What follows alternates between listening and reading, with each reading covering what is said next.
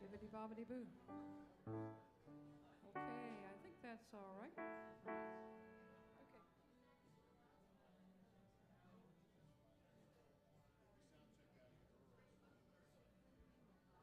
Two.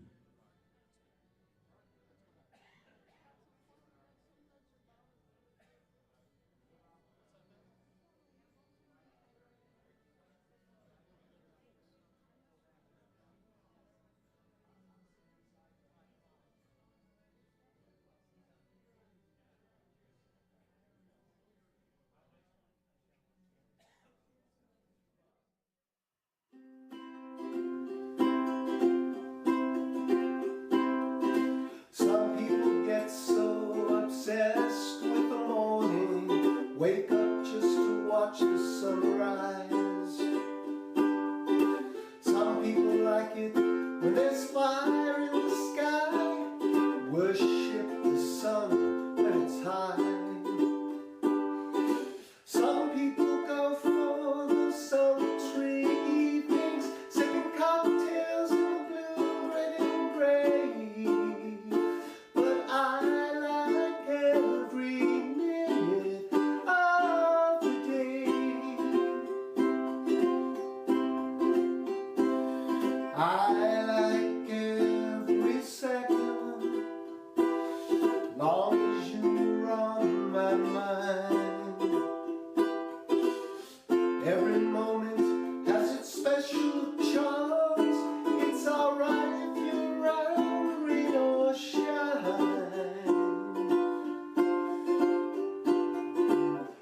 I know a crowd only lives after midnight. Faces always seem so pale.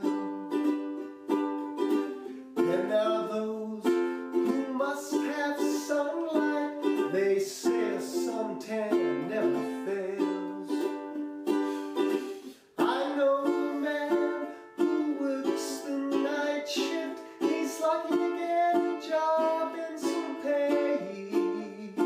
But I like every minute of the day. I dig every second.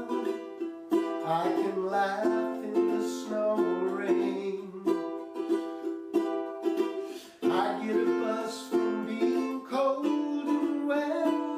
The pleasure seems to balance out the pain. Now you must think I'm completely crazy. I even shun the south of France.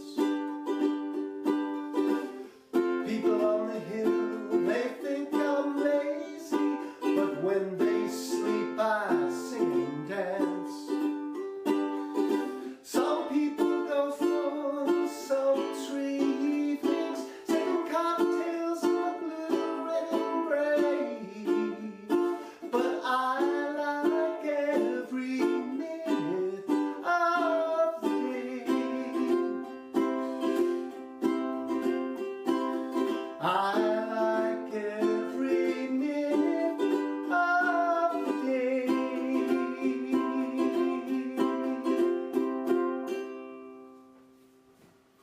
Thank you, Bob.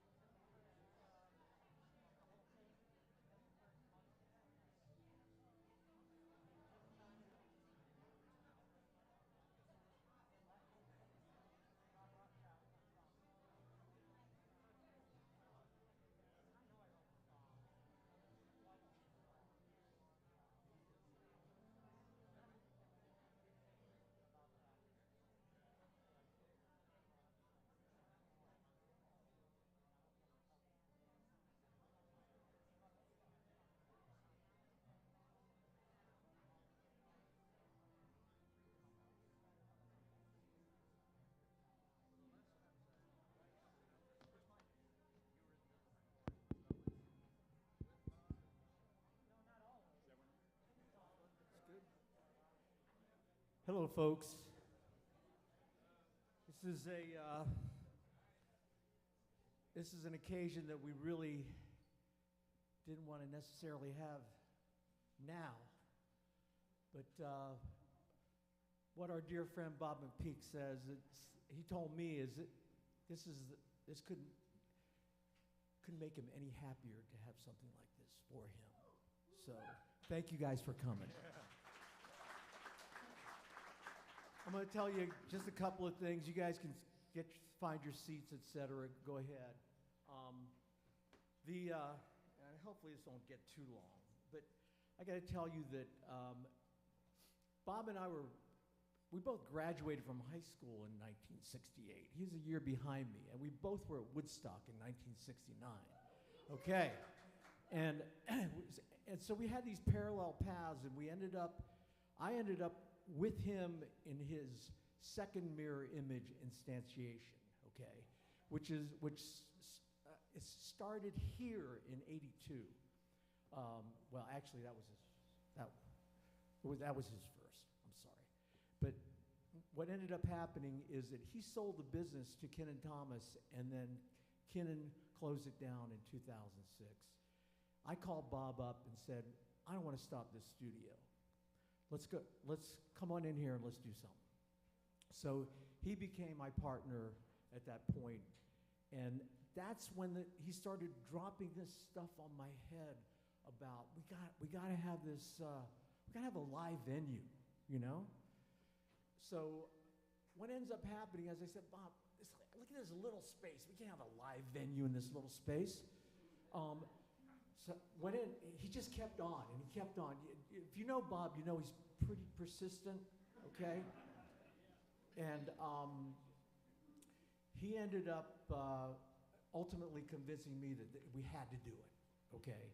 So, and we brought Dave and Paul in, and we went ahead and did it. And that is the reason that Heartwood Soundstage is here today, okay? If it were not for Bob McPeek, you wouldn't be sitting in here. Okay. You know, I got a couple other notes here that I just want to say. You know that,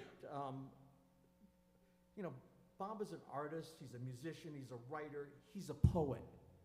Honestly, I think he's going to be known as a poet. And I think Mark Sexton has something for us later on, okay, in that regard. He's a scientist, he was a scientist. He's a playwright. Sounds like Renaissance to me, you know. I mean, it's as well-rounded as you can get. He had vision, persistence. His work ethic was unbelievable. There's miles of cable underneath you right now, okay? And I got to tell you, Bob probably ran almost every mile of that for us. And I mean, one thing he wasn't, okay, he was not a good delegator, all right? If he saw something that needed to be done, he'd just go do it. And it's like, Bob, there's all these people standing here. Let's get them going. He couldn't help himself, you know? I got to tell you that I'm just going to say a couple more things here. I got to see him about a week and a half ago, and you guys are familiar. Well, number one, mixing metaphors is, I think it's his best work, okay? And on that CD, there is a song called "Turn to You," and you know, he tells us that we're coming from dust and returning to dust. And so we had this conversation about that. And what I believe is that we're not returning to dust. We're moving on. There's a part of us that moves on.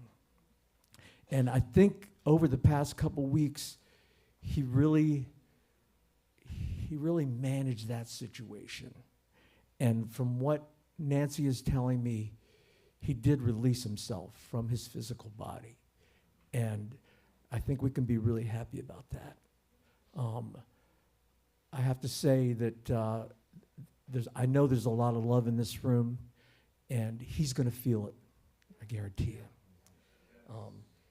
And as far as Nancy goes, Bob, Bob could get kind of cynical once in a while, okay? And what I'll tell you is that Nancy was the perfect person for Bob. And we all got to thank her for what she's been through too, And I'm going to turn this over to you, Richard. Yeah.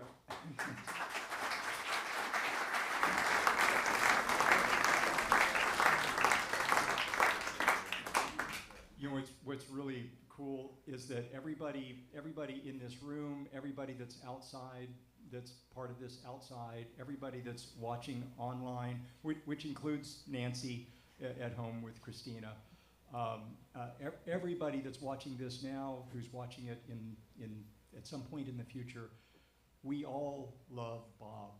And that's just an amazing thing to have so much love from so many people. And what I really want to share also is that during the last few weeks, especially of Bob's life, as many of you got to have either by telephone or by video with him or some song that you sent him, he was completely wrapped up in that love. He felt it, he felt it, he felt it. I can guarantee you that Bob knows right now that he is immensely loved by all of you. And that's one of the greatest gifts that anybody can ask for. So many of you are going to have stories. You're going to hear everybody that's singing a Bob song today is going to share some story from his past, and all that's incredible.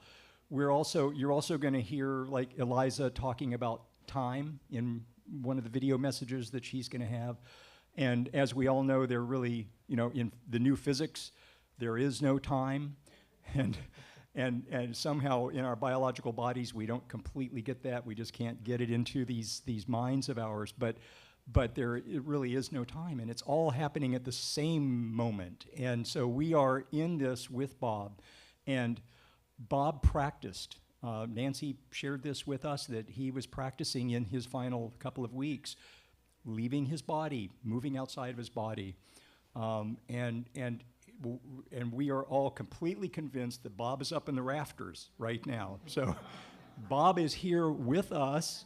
He is part of this. And so first, we were going to ask everybody to say, because remember, there's an audience. You on the audience get to be seen on video. So we're going to ask everybody to say a big, hello, Nancy. Hello, Nancy. Hello, Nancy.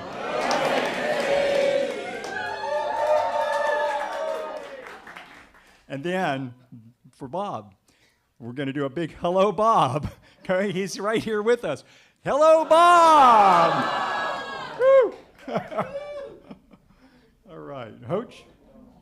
Okay, so one thing that I did tell Bob we were going to do, and I want you to help us here today, is we're christening this room the Bob McPeek Listening Room. Okay. And thank you, Bob. Thank you. And here's the other part of that story is that at one point it was because this is Bob's phrase, shut up and listen room. Okay. So thank you, and thank you all for coming out. We're going to start this music and roll into it, huh? Sounds great. Thank you. So I guess. Oh, you have to introduce. It means you have to introduce the band. Okay, I got to do that too. Okay. So the first act, I've known these people for a long time. In fact, before Jackson was born, I remember picking out at the old Komoko, whatever that place was, right on the porch with Pete Self and those guys. Okay. You remember that, Mike? Yeah. And I don't honestly have to say too much. Mike Boulware, Cathy DeWitt, Jackson Boulware. Thank you.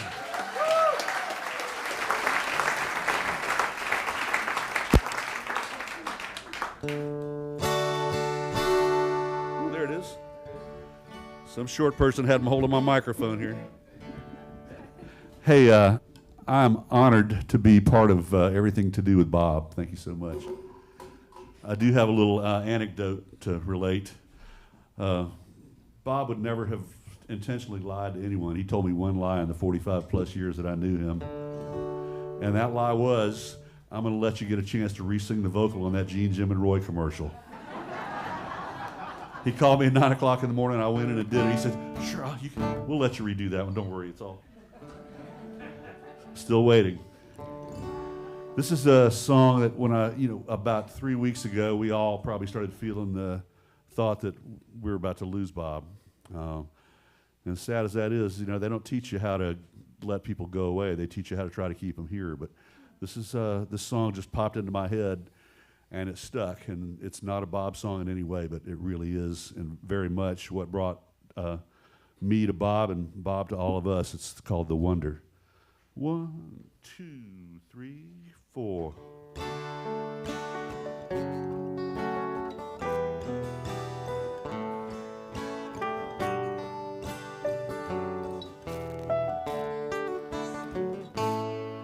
There was courage in his voice, but his eyes said his words were a lie.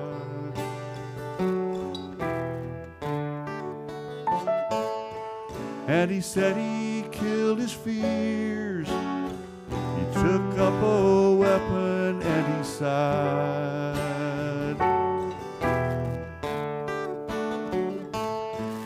Oh, where is the wonder that could weave us all together? I hope that it's not gone forever.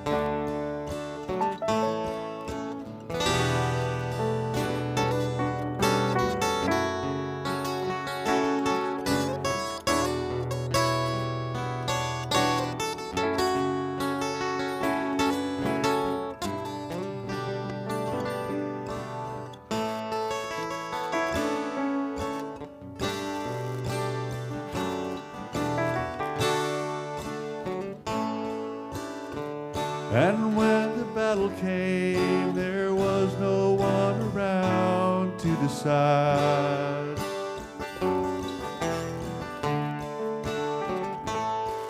For the soldier with his fury spent laid down his armor and he died.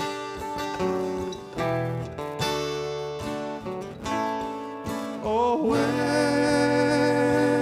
is the wonder that could weave us all together? I hope that it's not gone forever.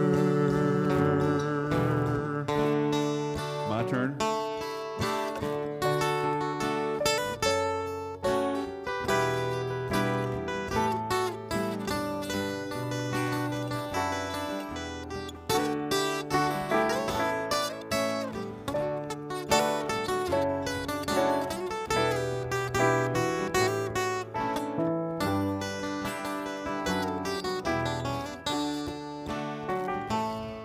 Oh, where is the wonder that could weave us all together? I hope that it's not gone forever.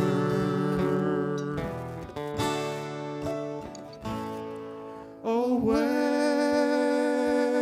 is the wonder that could weave us all together?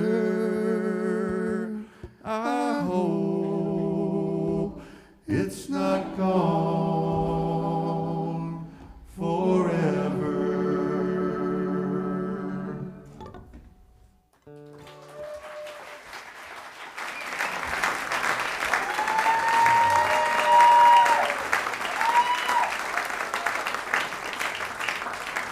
Okay, the next song we're going to do is one that we, Cathy wrote some words out, and I said, I got some chords that'll go with that. She said, no, you don't. And I said, well, yeah, they kind of do, and they still do kind of.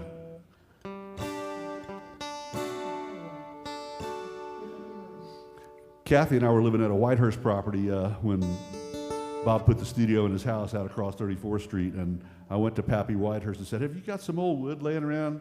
And he gave me access to the barn out there. I loaded as much as I could in the truck, and that's where the studio came from. Oh, the studio came from his mind, but the walls. Turning trash to treasure.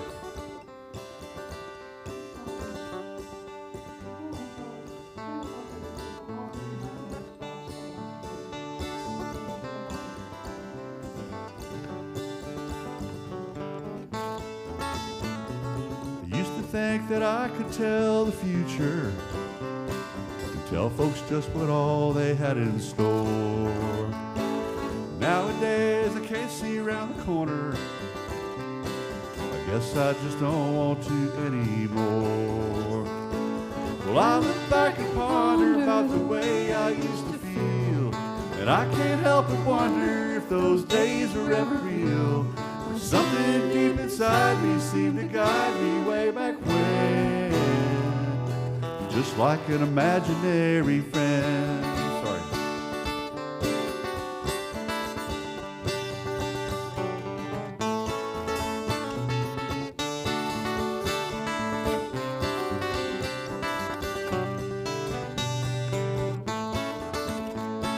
I used to think the magic lasts forever. Living for the moment was just fine. Nowadays I don't feel quite so clever. The moments grow more precious all the time. Well, I look back and ponder about the way I used to feel, and I can't help but wonder if those days were ever real. Something deep inside me seemed to guide me way back when, just like an imaginary friend. Did you ever have one? I get the feeling Bob's all our imaginary friend now.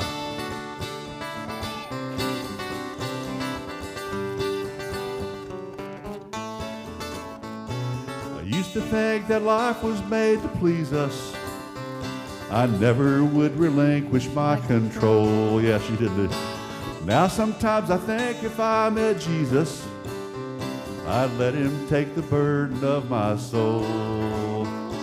Well, I look back and ponder about the way I used to feel, and I can't help but wonder if those days were ever real.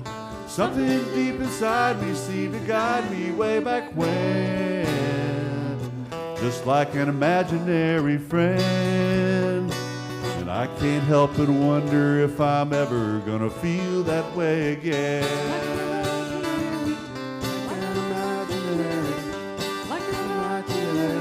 I'd like to feel that way again.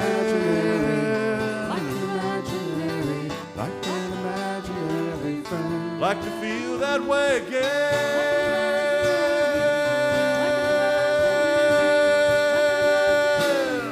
I want to feel that way again.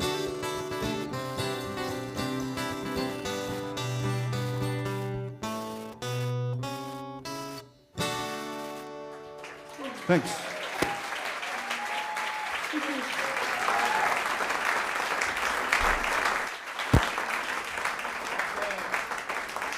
Thank you very much.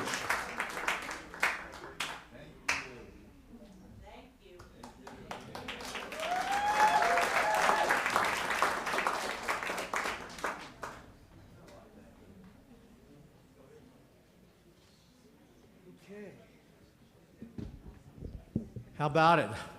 That's just the beginning, guys. So here's another person that doesn't need a lot of introduction. Former Dixie Desperado. You probably saw him at Lip and Music for years.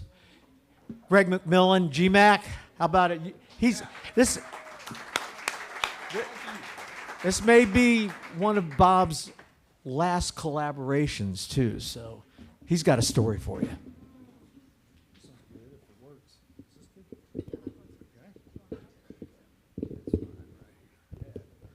Okay, thank you for having me. I really appreciate it. Me and Bob, I'm back a little nervous here, but me and Bob went back a ways. We recorded with him at the house over there and took that to L.A. and shopped it around and everything, but was his tenant for a while. I think the first tenants here, we used to rent the warehouse from him. And I actually warned him. I was leaving the band, and I did warn him about the guys that would be taking over the rent. So I don't think he had any problem with them, but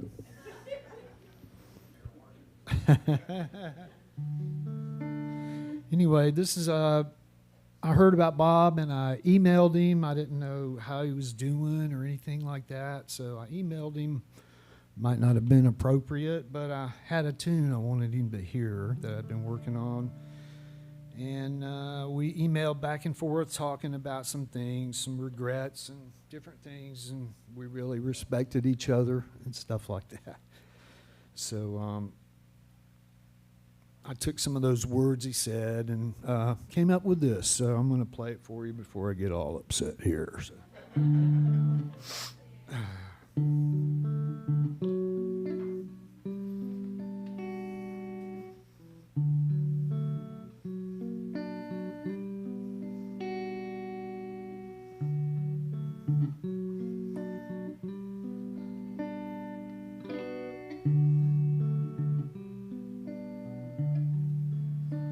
Here's to the old friends and the new.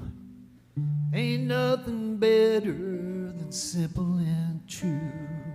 I'm just laying here tonight, nothing much to do, just thinking about all of you. We took our first steps, let the record spin, drew back the curtains, let the show begin. Back then we worked together, letting love shine in. That's just something we call friends. When the tears start falling like rain from a broken sky, I will hear your calling. I'll have wings and fly.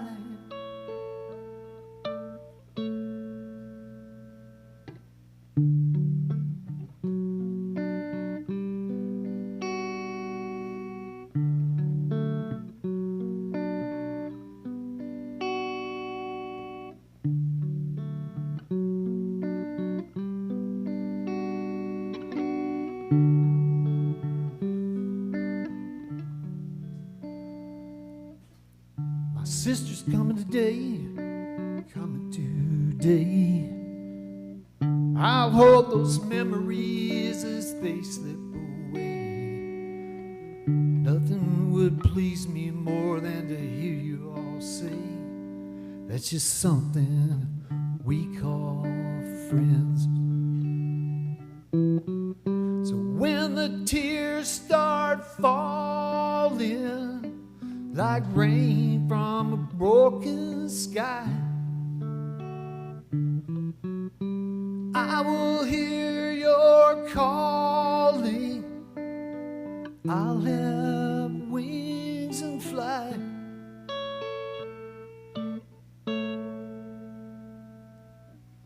Don't let the circle break, let the new begin. Don't hang your head or try to pretend. We'll all come together in the end. That's just something we call friends. Thank you so much. On with the show.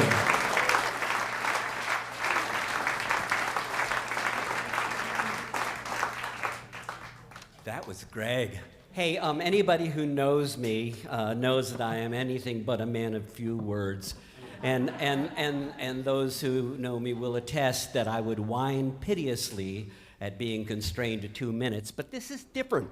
You know, the fact that there are so many people who were positively impacted by Bob McPeek that they had to limit the outpouring of love and gratitude is unutterably cool, I think. I mean, just me alone, and this is all about me, Bob and I were in benefits, and we were in bands, and we were in shows, and we even got kicked out of the same band. But Bob was the first to perform at the Theater of Memory in High Springs, and he was the first and only person to be booked at the new Theater of Memory on 6th Street, opening in November. That was to complete his world tour, but I don't think he's going to make it. But he may well have been with me at the first winter solstice. I can't remember a show without him. But we have, over the years, done a lot of those. But what makes him unique among all my friends and fellow performers is that Bob would take the time to come and see my shows even when he wasn't in them. Greater love hath no man. In the interests of brevity, I will leave out that awful joke about the duck and Bob and the nun that walk into a bar.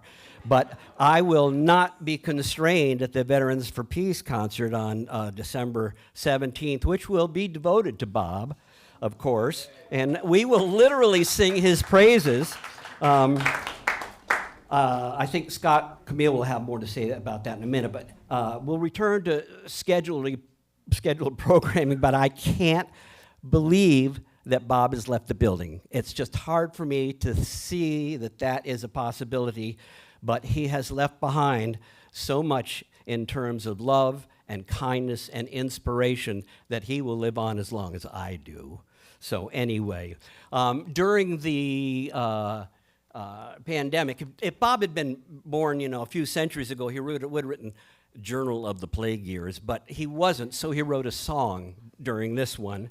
And, it's with Fagan, Arouh, and Faye Baird, and Aaron Colverson, and there is actually a video that you'll get to see. All I have to say is, roll it.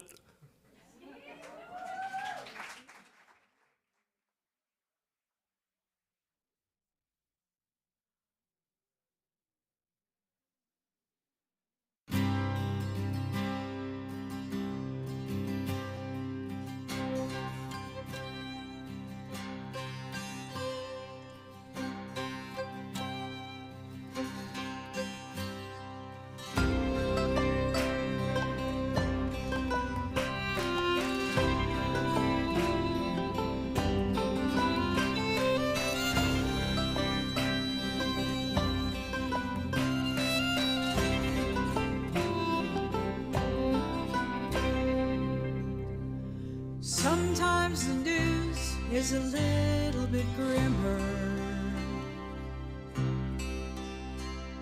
Shine through my shoes a little bit dimmer.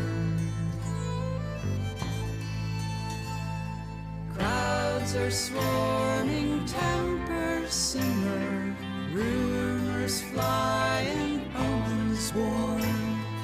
Leaders lying, friends are dying, oceans warming, coming a storm. I heard immunity in the melody. I found the remedy in the rhyme. I heard in the melody. That's what's keeping me alive. Sometimes I catch reality slipping, stumbling, wondering whether I'm tripping. At our corner of this multiverse, could be better, could be worse.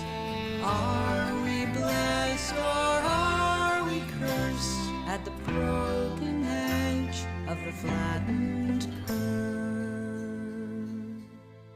I heard immunity in the melody. I found the remedy in the rhyme. I heard immunity in the melody. That's what's keeping me alive. We're all in the same boat, clinging to hope, singing to just keep afloat. I heard immunity in the melody. I found the remedy in the rhyme. I heard immunity. with Herd Immunity, written by Bob McPeek. So I'm told that there is a sort of a book out there that everyone should take a chance to sign, so we can send it to Nancy after this gathering. And so if you would take the time to drift over there at some point out toward the lobby and do that, it would be just a wonderful thing. Are you guys, are you going to be ready? Because I could do, kind of a professional introduction. This is Bill. Big time on the big town, the big show,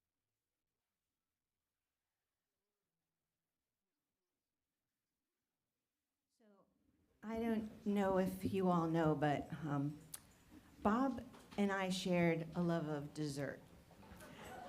And one point when we were at a rehearsal for Veterans for Peace, we talked about our love of banana bread.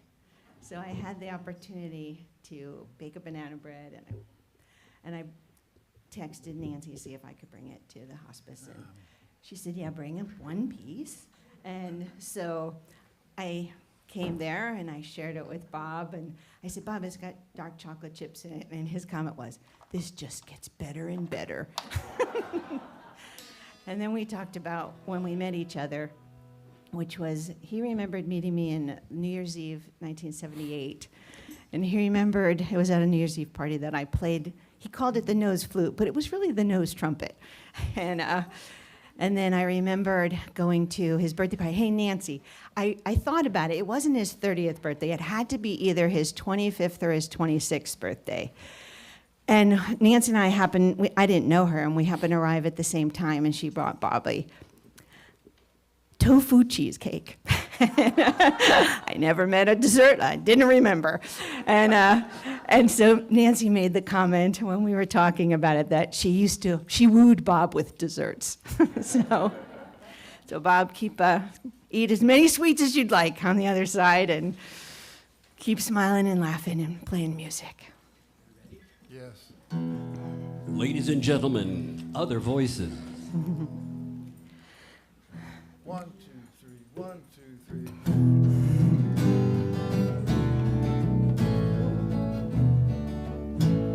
Which one? Something's wrong. We came across. That's what I'm doing. So actually, this is one of Bob's songs. It's called "Still Looking for America." That's going to put more bass. It's really bassy. Can you turn the just a little bit? That's all I'm hearing.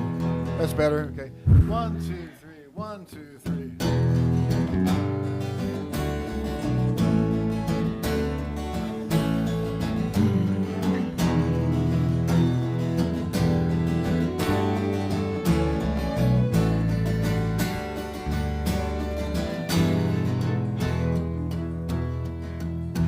We came ashore at Plymouth Rock, gave the neighbors quite a shock. Our destiny was manifest.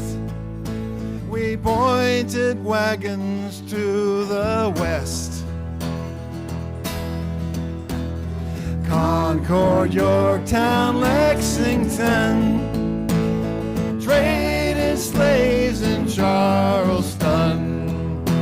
3/5 of a man with census taken, the trail of tears to the reservation. And I'm still looking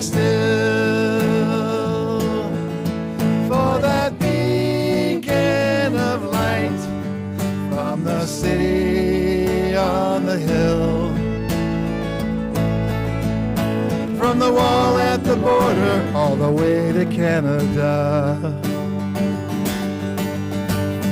I'm still looking, I'm still looking, I'm still looking for America. Once I rode the greyhounds and rails like a Kerouac poem. If somehow that kid could be here now, I don't think I'd know him.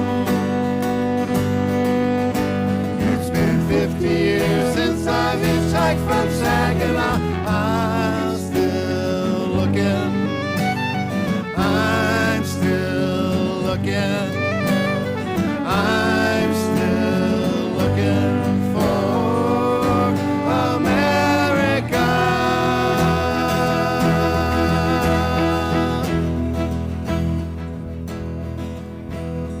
Woody said this land is ours, she to shining sea Eiffel Towers. A1A Route 66, you can feel the pulse of the heartland tick. And I'm still looking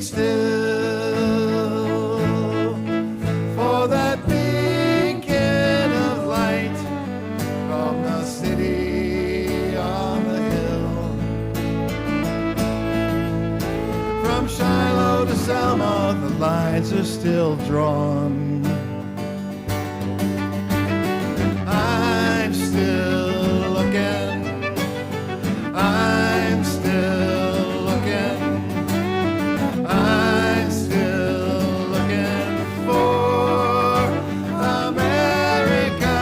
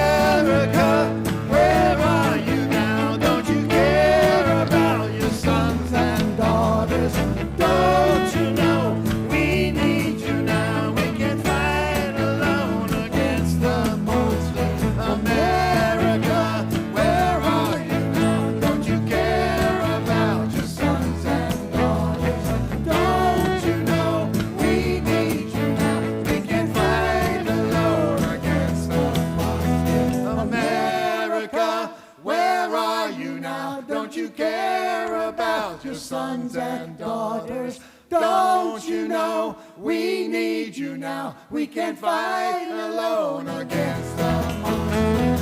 America, where are you now? Don't you care about your sons and daughters? Don't you know we need you now? We can't fight alone against the monsters. America.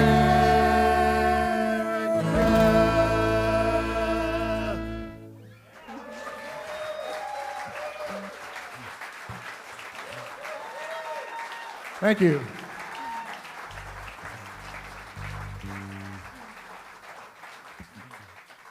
Bob, if you're listening, I'm sorry that we had to change a few lyrics to make it fit, but I know you're okay with that and everything.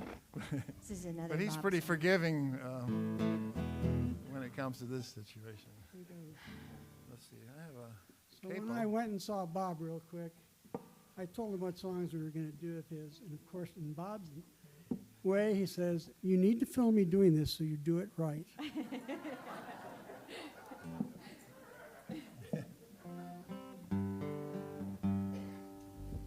Good.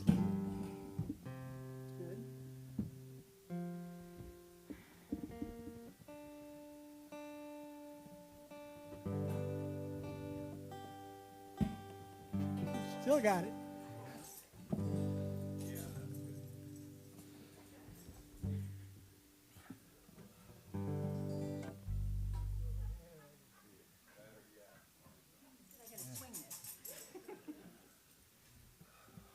I know. 1, 2, 3, 4.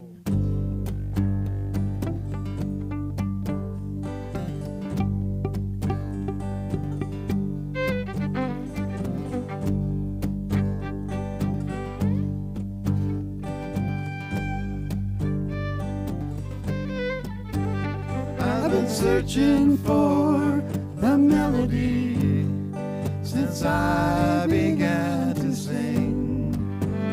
It's hiding in the corner of a dream, and I try to solve its mystery and find the secret spring. It slips away somewhere behind the scenes. It's out there hiding somewhere in the mist beyond the ridge.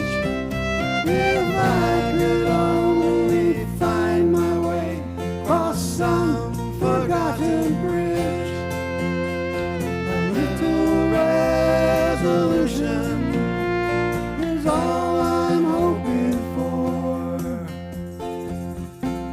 The perfect chord. Ha!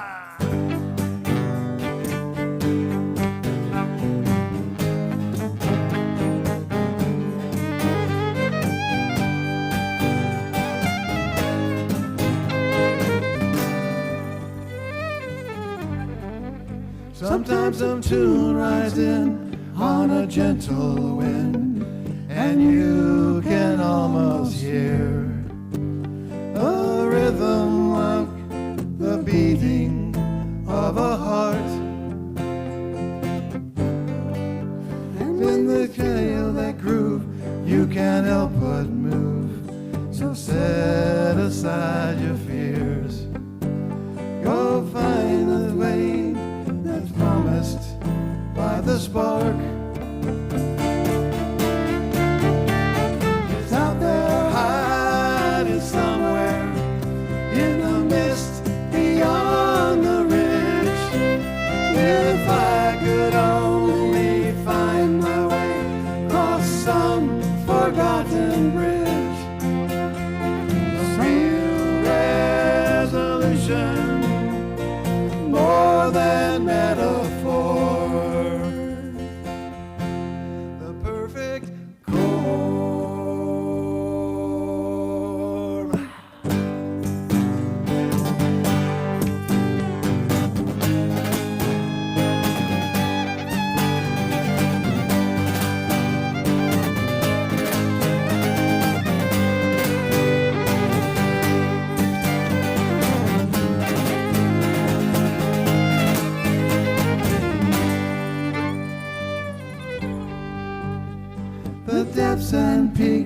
of the notes you reach, like no song heard before. The sadness and the sweetness of its range. When the day is done and the last verse sung at the faded final chord, the memory of a melody will remain. It's out there hiding somewhere in the mist beyond the ridge. If I could only find my way across some forgotten bridge, a kind of revolution that we're all waiting for. The perfect chord.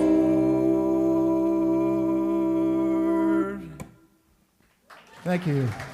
We love you, Bob. Thank you, Bob. The voices.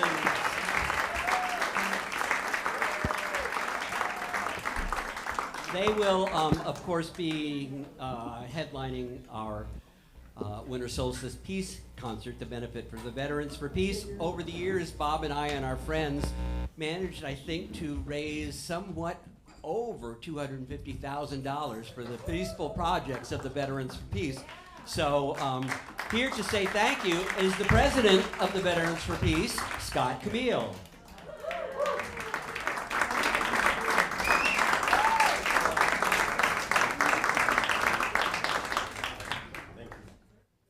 I've known Bob McPeek for over 40 years, and he was my friend. Bob was one of the original musicians who started doing the Winter Solstice concerts for Veterans for Peace. I visited Bob at hospice. He thanked me for allowing them to play at the solstice. I told him that without him and his friends, we wouldn't have had any solstice. We wouldn't have been able to raise the money to do all of the projects that we have done over the last 37 years. Bob wrote and performed music for our virtual Memorial Mile event on Memorial Day weekend. A Renaissance man.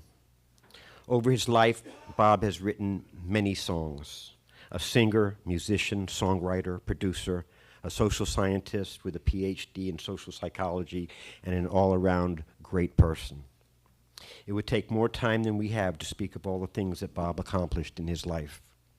His legacy is vast. We will miss him dearly. Our love and support goes out to his wife, Nancy. Bob McPeek will live on through his music at bobmcpeekmusic.com. Presente, Bob McPeek.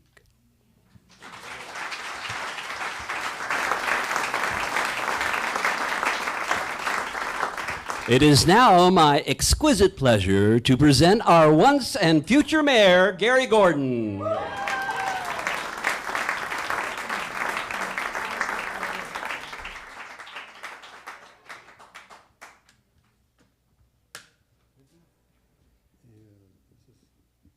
Scott's not this short.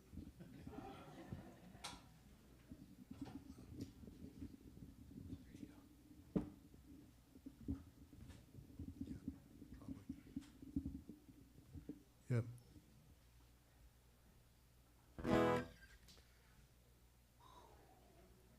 Well, I never thought I'd be doing this.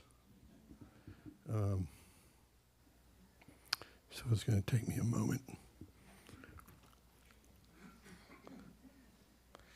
You know, I understand there's like 8 or 10, 12 stages of grieving.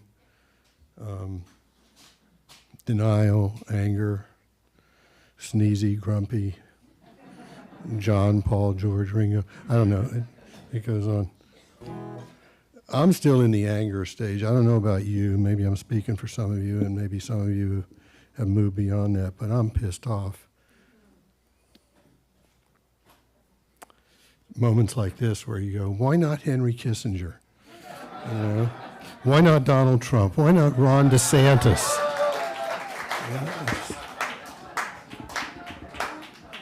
So, and of course, I don't have the answer to that, and since I'm not running for office, I don't have to have the answer to that. So, anyway.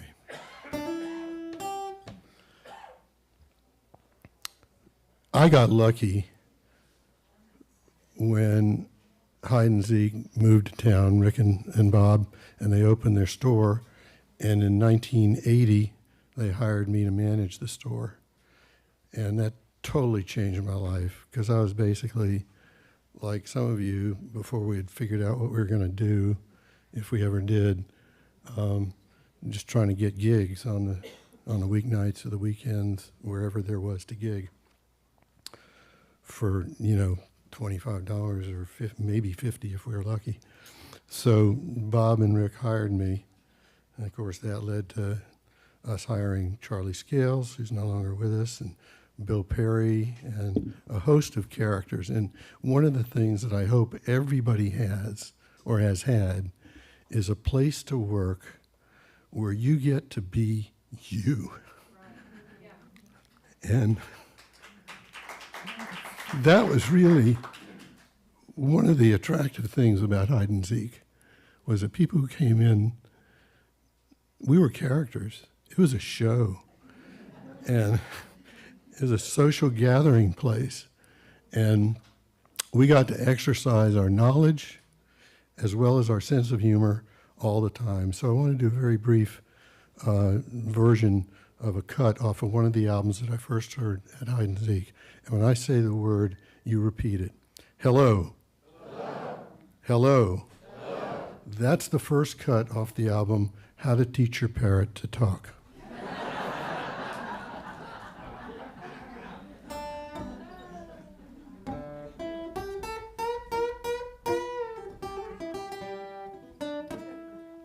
So I thought I'd do a blues song that I wrote, that I recorded right here at Mirror Image.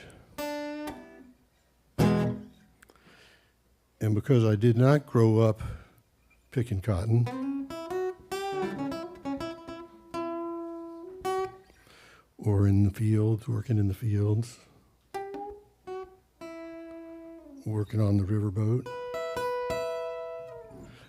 growing up here instead in a university town, I had to have educated blues.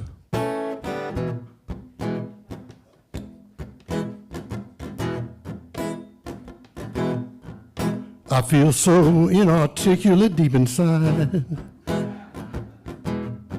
I don't know what to say.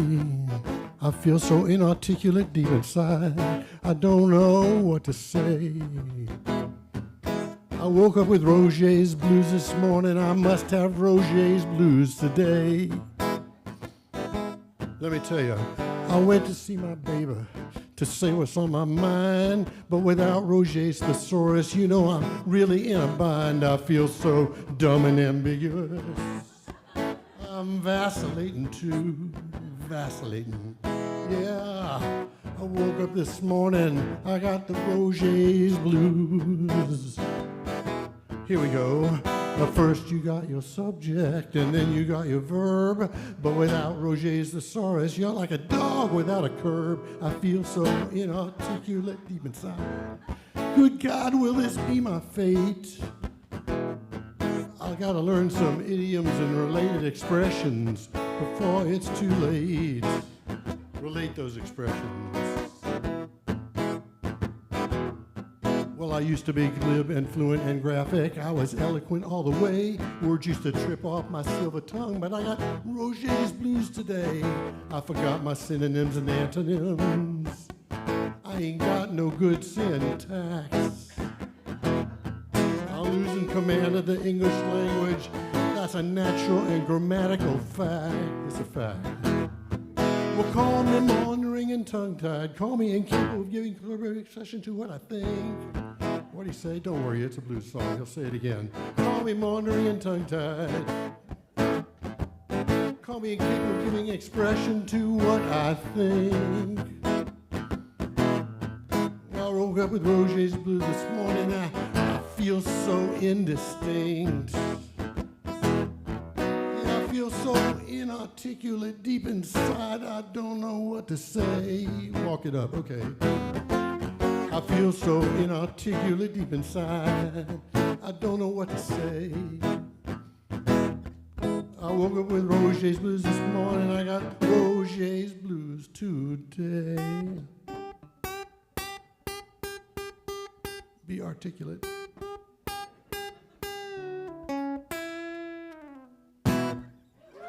Thank you.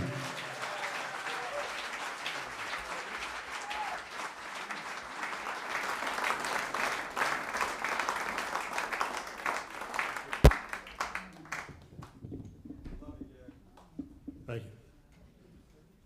Thank you, Gary.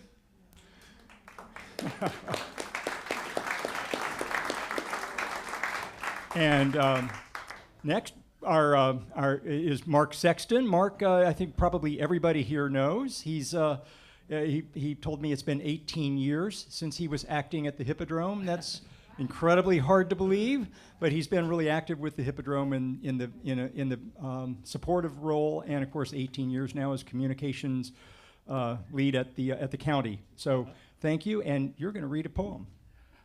Thank you, Mark. First of all, thank you, Richard. Yeah, I've been involved in high drama for 18 years now, but before that I was in theater, and just a couple of experiences with Bob. I've had the great fortune of our lives intersecting in a couple of really interesting ways. At the Hippodrome, I approached him in the 90s when he was with Mirror Image Studios, and I made him an offer to produce the Hippodrome's radio commercials, which he immediately accepted. Then I let him know we'd be paying in Hippodrome dollars.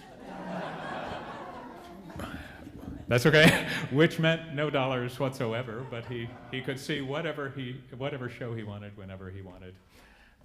And then later I had the pleasure of working with Bob to help him navigate the grounds of government funding for Heartwood, and the county became very involved in the producing the Tom Petty Festival, and we are involved in that again this year. So it has been a real honor to know Bob and to work with him, and I'm kind of at a loss for words, but fortunately I have some of Bob's words here.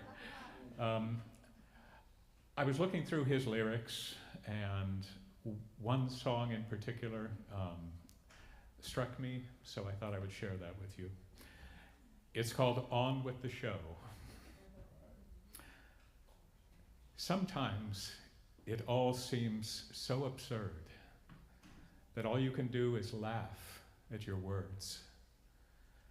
I remember that young man out of his depth, spinning his words and wasting his breath. Had I known what to say instead of just talking and rushing somewhere I should have been walking. So much of the message I just didn't get, and I'm just at the top of the list of regrets. Let it go. Let your sorrow melt like crestfallen snow. Let it go. For your tears, blood, and sweat have no effect, and it's time to get on with the show. Now I am told, try not to care. And all that I need is inside me somewhere. I remember that young man, bitter and sweet, till you came along and made me complete. All of the talk when I should have just listened. Apologies made just gave us permission to do it again and fall under the spell. And now it doesn't matter whose story we tell. Let it go. Let your sorrow melt like crestfallen snow. Let it go. for your tears, blood, and sweat have no effect. I guess we all choose what to lose or neglect, and nothing is ever quite what you expect it to be. And it's time to get on with the show.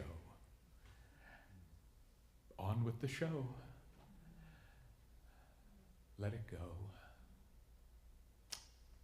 Love you, Bob.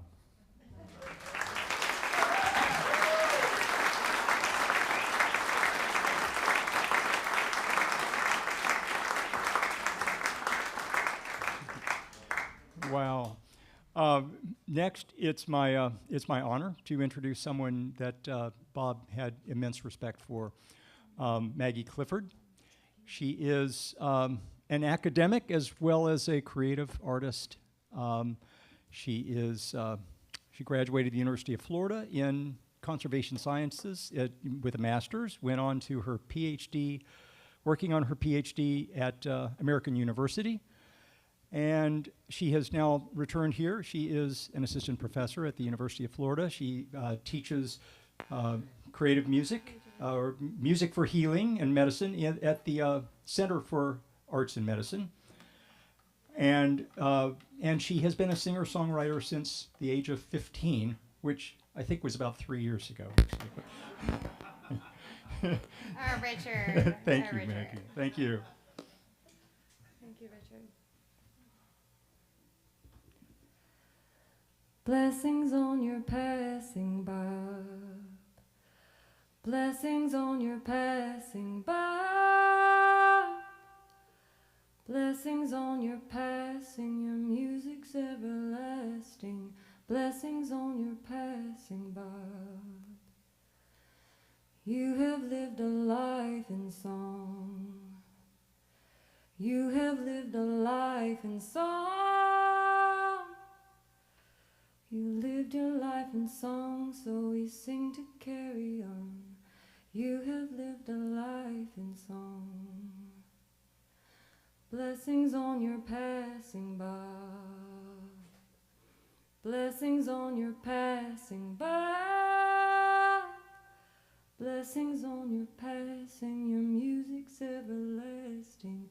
Blessings on your, blessings on your, blessings on your passing, Bob.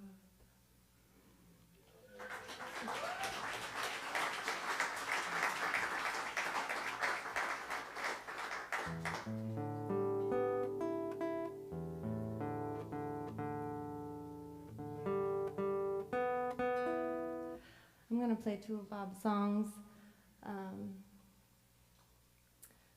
The two that touched me most on the album that he released most recently. And I'll just say that compared to many of you, Bob and I came together late in the game. As a little more than 4 years ago, we started working on a recording project called Come the Rain, for a song that I brought to him. George was on it, Rob Rothschild, who's also here. And Bob had a vision for it that I could not have imagined. And now when I hear it, it's so lovely to hear him so clearly in that track.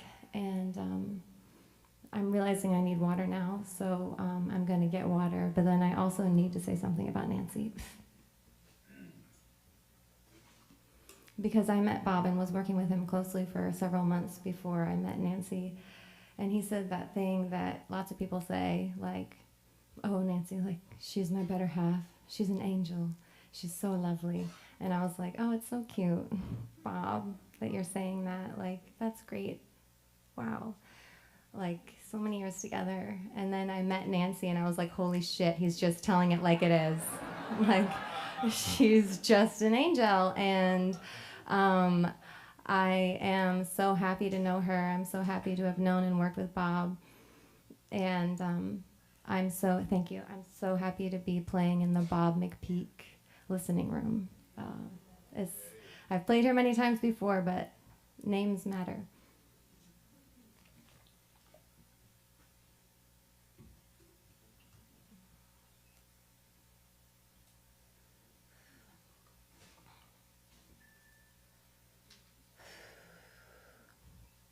It's called My Last Day at the Circus.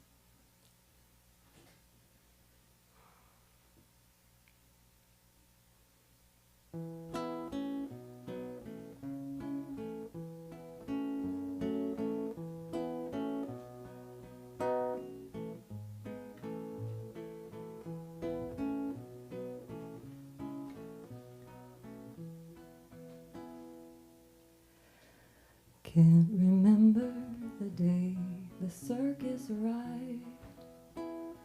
Feels like it's always been here, with its 3 rings of action, sideshows and attractions, filled me with wonder and fear. I remember the way the carnies would say, "Hey kid, feeling lucky today?" And I laughed with the clowns and their hopeless hijinks, grown-ups who knew how to play.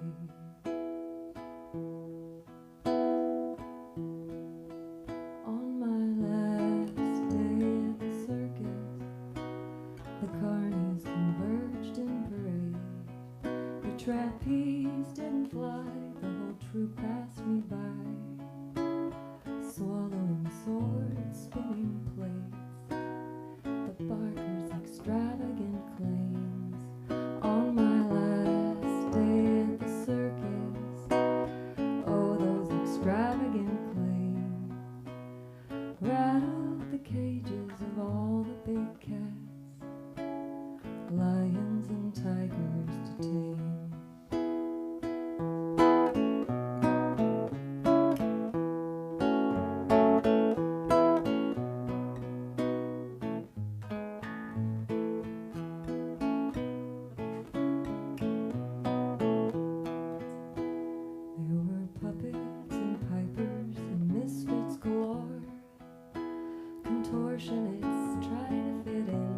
Contortionists in a song. Like, this is so hard to sing, but thank you, I love you. Okay, let's start that again. Contortionists. There were puppets and pipers and misfits galore. Here we go. Contortionists trying to fit in. The penultimate prance down the midway before the ultimate strange trip begins. This time the mimes escaped their own prisons, walls they had conjured by hand. It's perfect, I need to move the sheet anyway. That's good, just take it. And the cannonball guy shot off to the sky, not quite sure where he'd land. On my last day at the circus, Calliope played one last tune, and I walked away, though I wanted to stay. Each moment passing too soon. On my last day at the circus, the elephants pulled up their stakes. 12 clowns climbed in an impossible car and honked as they made their escape.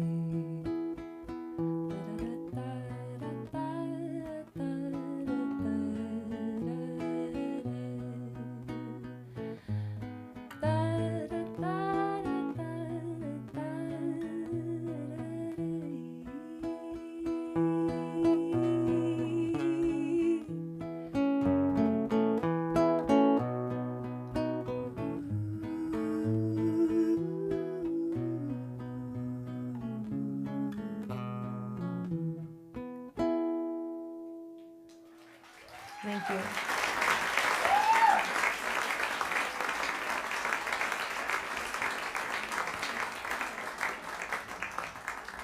And now I'm welcoming Aaron Colverson on violin.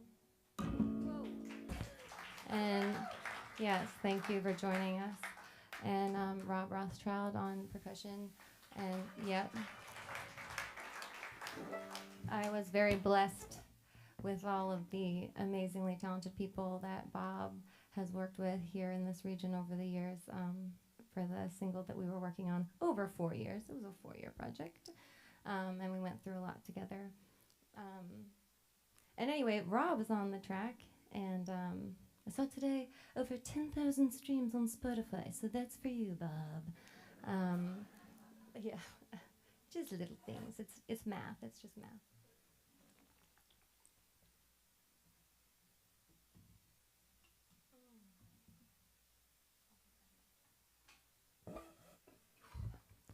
This one's called 1968. It's another Bob song, and I do have to vamp it because I have to prepare myself for it. I see on his lyrics that he started writing this the year that we started working on our project. I'd like to just imagine that it was based on some conversations we were having that he was reflecting upon. You can't stop me now, Bob. That's what happened. So anyway, no, but this song has a lot of personal significance to me too, because as you'll see, it's a snapshot of a time and place and an experience in the year 1968. And my dad, who's here, was also received his draft number coming up. And anyway, this is another one of Bob's songs that just, the first time I heard it, I was just like, dang, son, you did it. You really did it.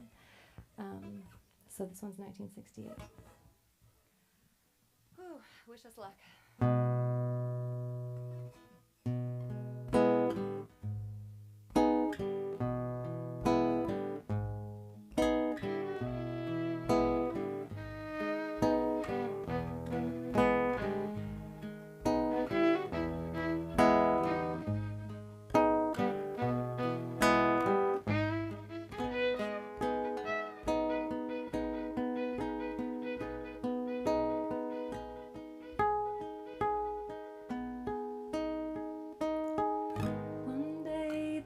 Struck 12 and woke me from a dream. He felt the whole world change the day he turned 18. He couldn't wait to graduate. Gotta get out of this place. It was 1968.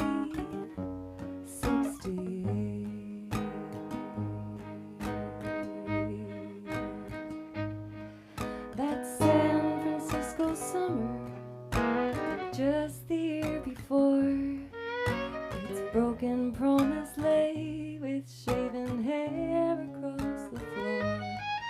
Now the draft board's got my number, gonna teach him how to hate in 1968.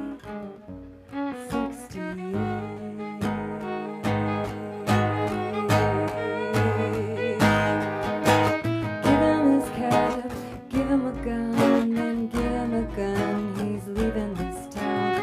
Gotta go out, meet his fate. It's 1968.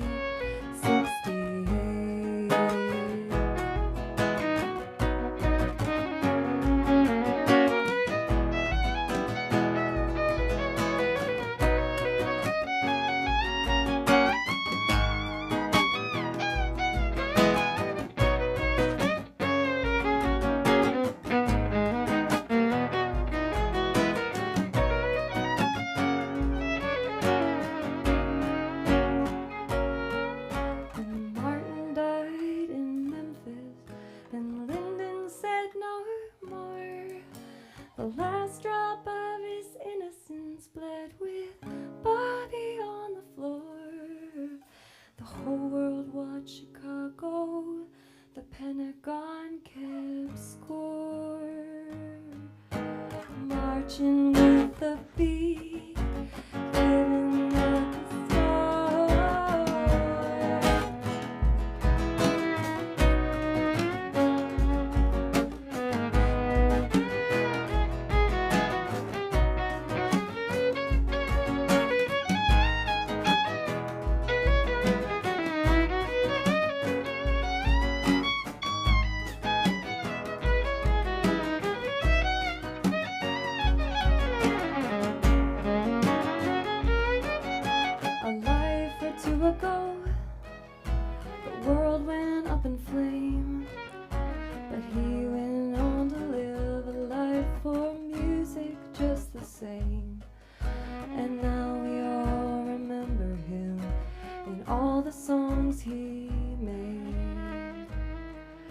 since 1968.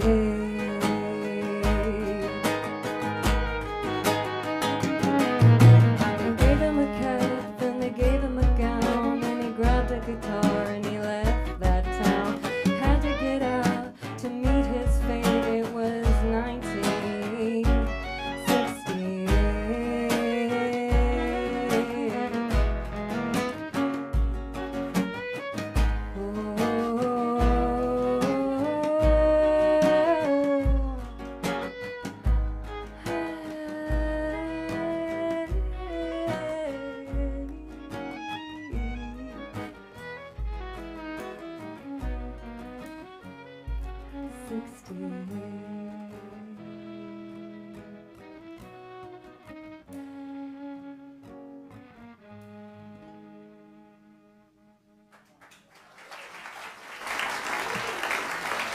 Thank you, Aaron and Rothschild. Thank you, Bob. I only messed up one verse, Bob. That's pretty good. Okay, thank you. Enjoy the rest of the evening.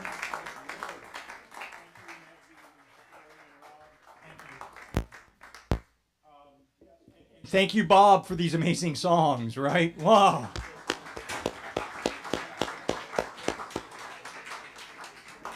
You know, I want to remind especially everybody that's outside and everybody as you're going in and out that there's a book in there that we're sending, messages and just stories and the like back for Nancy. So especially if you're outside and weren't planning on coming in, if you could come to the middle part before you leave and just leave a message in there for Nancy in the book, that'd be really fantastic.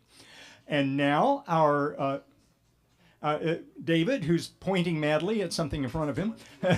David Beede, I think everybody probably knows David Beede. He's been an incredible friend of Bob's. 1976, I think they met the first time.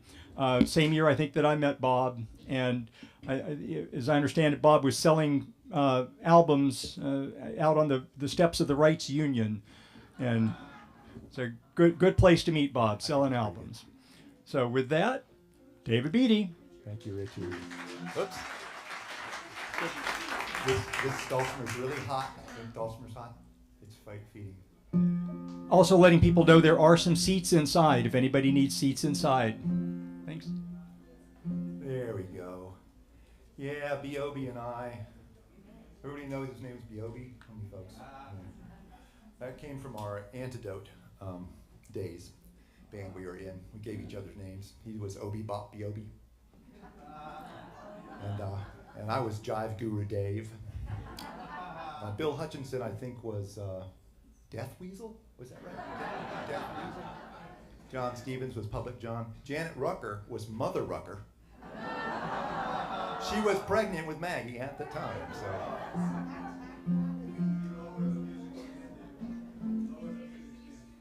Oh, well, yeah, there's a... Are you sure the view's better? Put it back. Put it back. I tell you. I think we're doing pretty good. I was talking to Hoch, and I thought we should have a portion of the green room that was just for like fetal position, and people could just like go into. But he said, let's call it child pose. So, but so far so good. This is a recent Bob song and unreleased. This is still on the edge of feeding. It feels like to me. Maybe it's only in the monitor. We'll see. So I learned this from Bob in the last couple of weeks. He was playing guitar in his hospital and hospice bed. He was creating right on up for as long as he possibly could. So I heard this one from him, and I videoed his guitar work, and I couldn't quite get his guitar work together, but I worked out a dulcimer version that I think works. But other people can learn the guitar works. If you come to me, I have videos of his fingers. You could learn them. Drop D, capo 5. Dulcimer maniacs in the audience, tune to F. It's called Go to 10.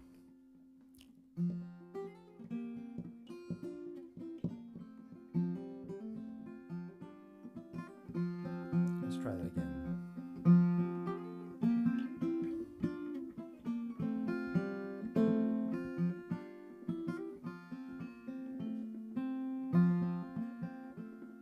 I'm thankful for another day. On the upside of the clay, can't count the lives that came before.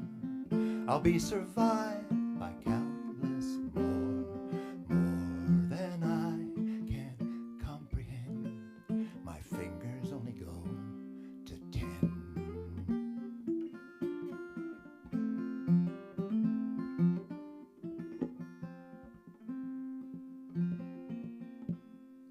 Every moment spent with friends, days I hope would never end, to linger longer lost in love, too deep to take full measure of the winding rivers, endless bends, my fingers only go to 10.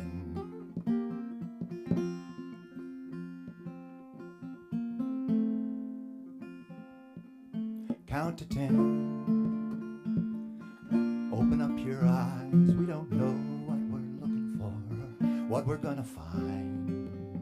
We're just playing hide and seek, whatever we pretend, and we will never count past 10.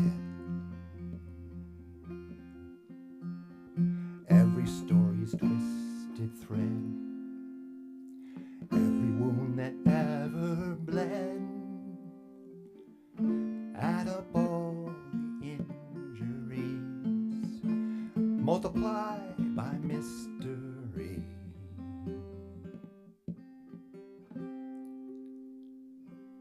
Wherever it begins or ends, my fingers only go to 10. However much we all pretend, our fingers only go to 10.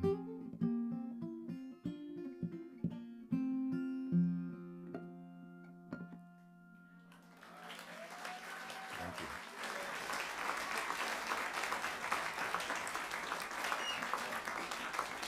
So that's the only one I'm going to play, but I'm going to set up this next piece.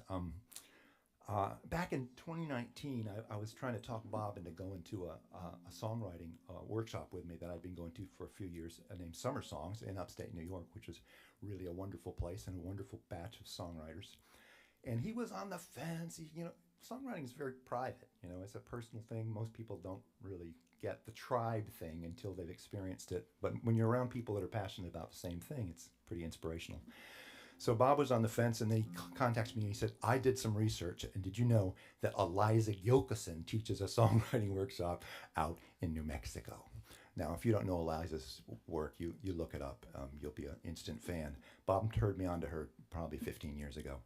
But he was sort of her mentor, songwriting guru, goddess, almost. He was so tickled by her. So that idea that we could do that was like, he was off the charts. So we did, Julie and I and Nancy and Bob, and we head on out to New Mexico, and we didn't want to hurt our guitars, so we went in and bought guitars. No kidding, because it's 5% humidity. So, and then we shipped them home when we were done. But so we go to this workshop, and I want to tell you, the first day he wasn't thrilled. I don't know, Bob kind of has an opinion about how things should run sometimes, and he was not sure that it was running exactly the best it could. But then we got to this thing where we got to attempt to write a singable chorus, and there were some things to try to nail with that, vowels and blah blah blah. And so Bob actually already had one in his pocket from a song he was working on, and he shared it, and it was "We Are Not Alone." And so the whole group sings once you present it, and then the whole group sings it, and see if it passes the goosebumps test, And not only did it, we saw Eliza looking at her co-teacher, and they were kind of, So afterwards, she comes to Bob, and she says, if it'd be all right with you, I would love to co-write with you on that song, and then I'd like to put it as the closing song of my album I'm releasing that's called 2020. And he was like, I've never seen him so giddy. He was so childlike. He was like, it was sort of my life is complete, just shoot me.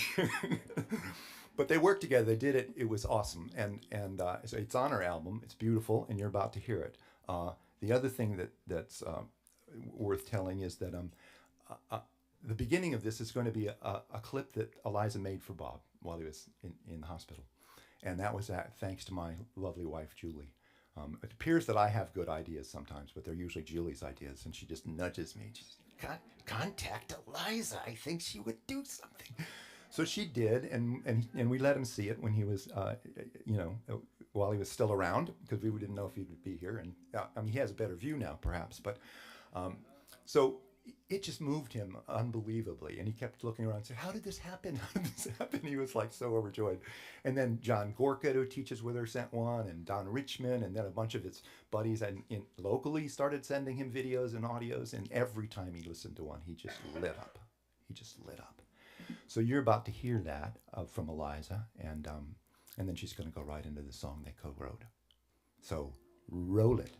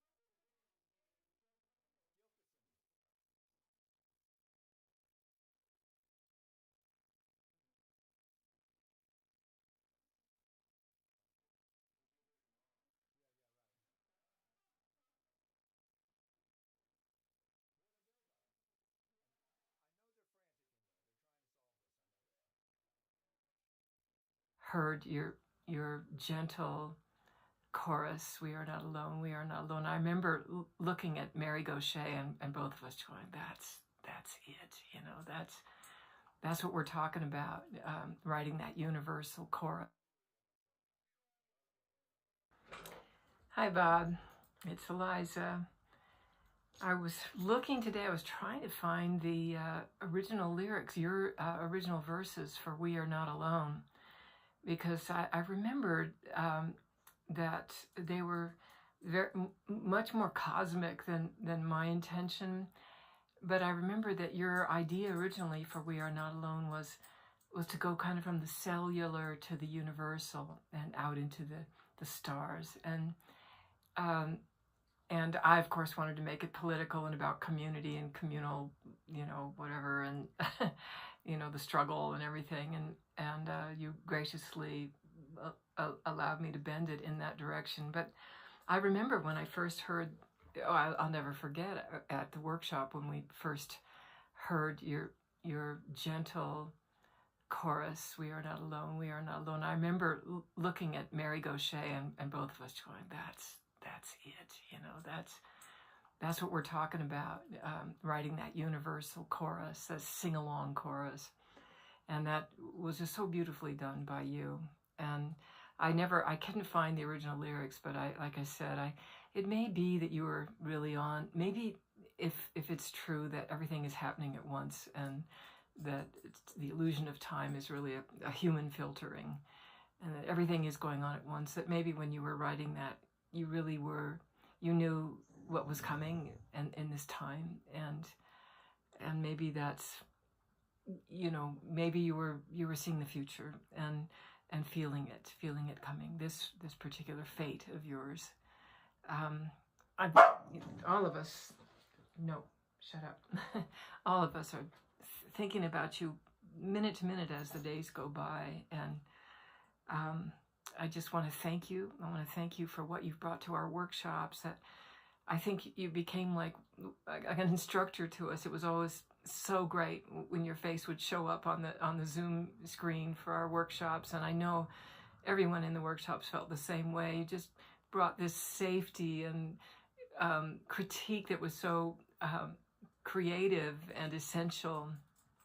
You have brought us so much, and I'm so proud to have known you, proud to have co-written with you. proud to be here for you at this magnificent transition in your life. Happy to have you as my role model as all of us move towards the same end and beginning. And I was thinking how I really do believe that we are experiencing a dream in the mind of God, that's all this is, and that to die is really perhaps to wake up from that dream, and how lovely that will feel for all of us, feeling the separateness of being in a physical form. I know you've thought about these things, probably in a more complex and wondrous way than I have. Certainly from the conversations we've had, these are things that have crossed your mind. I just want to thank you for the song and the sentiment of the song. I truly believe it. And just sending you all my love. And I'm here. I'm across the country from you, but I'm here with you in this process. Love you.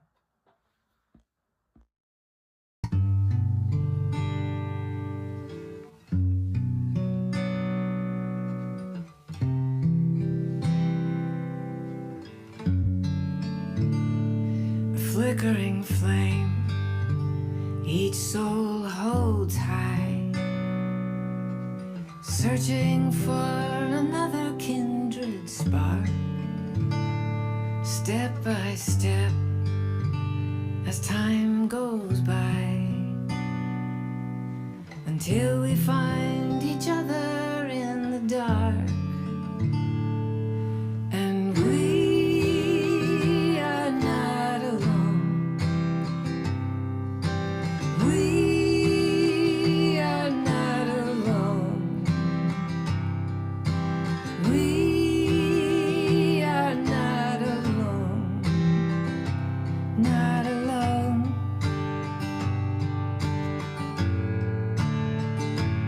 And we're two or more are gathered.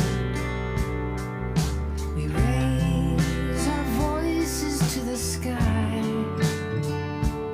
and together we are a family, knowing all the love we need is standing by. And we are not alone. We are not alone. We are not alone. Not alone.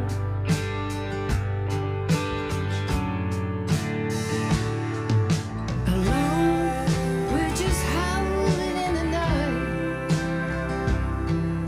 Alone, till we help each other live and love and stand for what is right.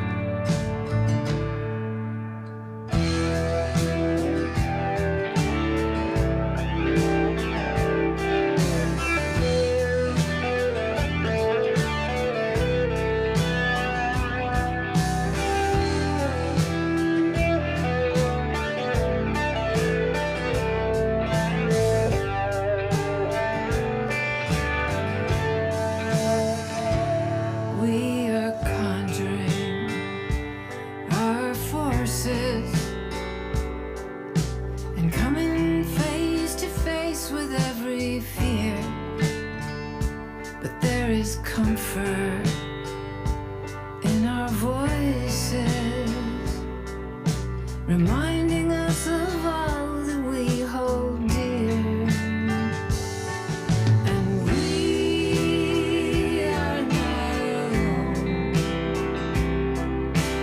We are not alone. We are not alone.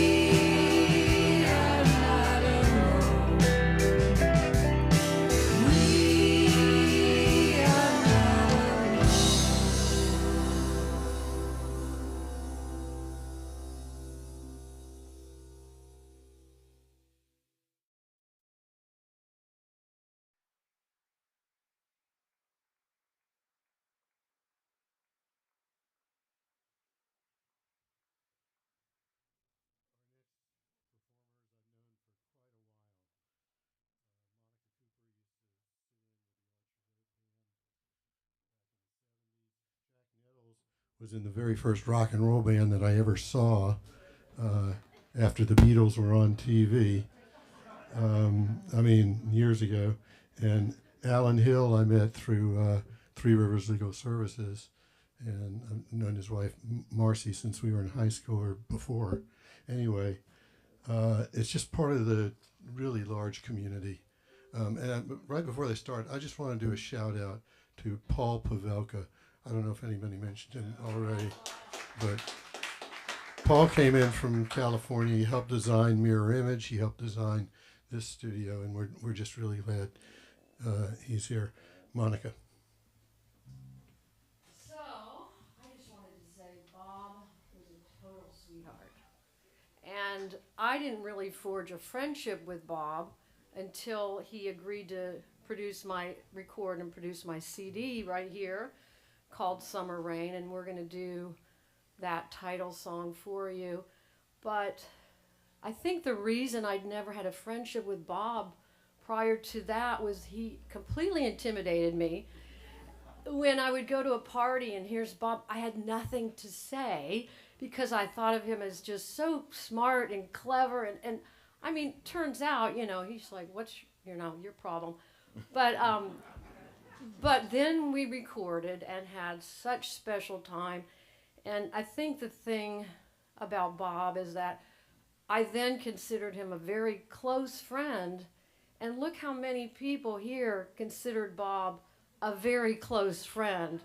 That is just amazing. And that's because of how he thought about everybody and how much he treasured these friendships. And I had such a special day with him right after he had written the song for Nancy's mother. She had just passed, and he was concerned about me, and he hadn't seen me in a while, and just said, I'm coming over with my guitar, played me these songs that are now on his CD, and it was so sweet, just a sweetheart. So we're going to do this song, Summer Rain, and the reason I chose it really is because I had not written the last verse until we already had started recording. My brother Mark had recorded this song and a bunch of others for me. And this last verse just came, and I thought it really fit this whole thing and the community that we have. So ready? 1, 2, 3.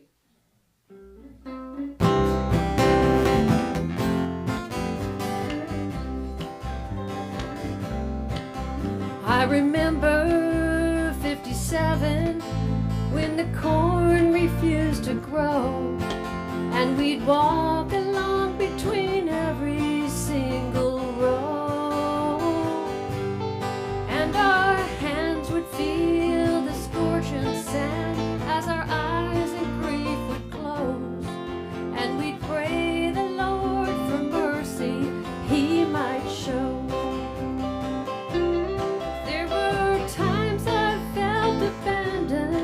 By the one who brought me there,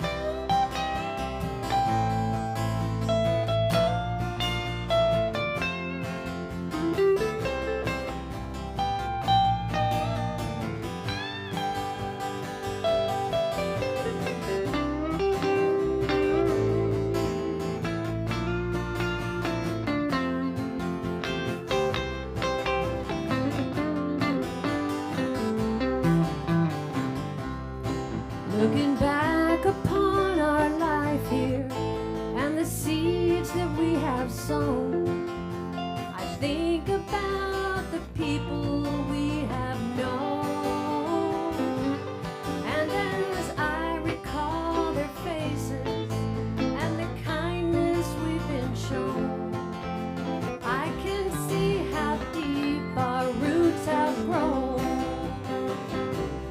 There were times I felt abandoned by the one who brought me there, and dwell alone in the pain I had to bear. But he'd take my hand in the evening and soothe away the pain, and I think I'd hear the drums of the summer rain. Yes, I think I'd hear the drums of the summer rain.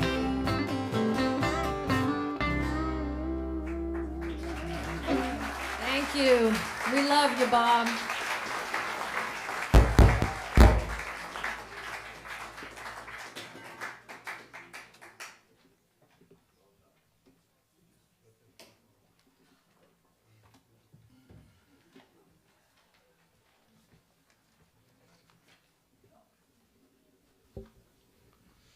I think hello. I think you'll hear a little bit more about this from our next person. Bob was involved working on a project about Rosewood, Florida, and we have Lizzie Robinson Jenkins, who is very involved in that. If they're ready to come out. Here she is, accompanied by Mike Derry. Lizzie Robinson Jenkins.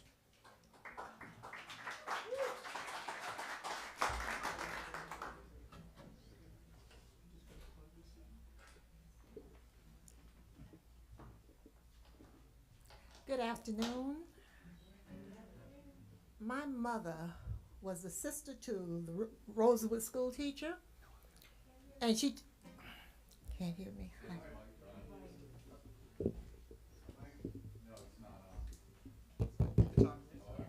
Lizzie, go to the middle. Go right over there. You're the star. Get over there. There you go. That's it. Okay, I'll be a star. And I'm her lovely assistant. Anyway, my mother from Archer, Florida, was sister to the Rosewood school teacher. Rosewood massacre happened in 1923. So I'm a speaker, and she said to me, baby, if you are going to speak, you need a song. So Mom sat down, dictated the lyrics to me, and of course, I made or created a song. And then she said, now you need to have it recorded. Recorded? Where in the world am I going to go to get this recorded? So in 1995, and I do have the supporting evidence, I went to Mirror Image, and I met a young man. And that young man, I walked in, and I said to him when he came out of the room, how may I help you? I said, my name is Lizzie Robinson Jenkins, and I'm here to record a song. No appointment or anything, but very demanding. And he looked at me, And we continued to talk, and someone else came out. And he listened to my story. And I said, I got a story to tell, and I need someone to record it for me. And I said, can you? He said, let me hear it. Over and over and over, I did the song. And over and over, he listened. But you know what? It was like maybe he didn't want to, but that wasn't who he was. So he agreed to record my song for $61. And I got to meet him recently again, and I had not seen him since 1995. And I heard him in a song that really he wrote about Rosewood, from Redemption to Rosewood. It broke my heart. He had planned to help us with the Rosewood Centennial, which is going to be downtown Bo Diddley, January 7th. I'm more than sure he would be happy if each of you participate. So I'm going to sing this song that my mom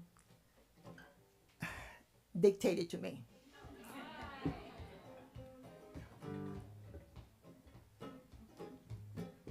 Rosewood, Florida, borders Highway 24. A destroyed town, no blacks live there anymore. Where emptiness resides and the silent sacred breeze. Life there no more, only nature's moss-hung trees.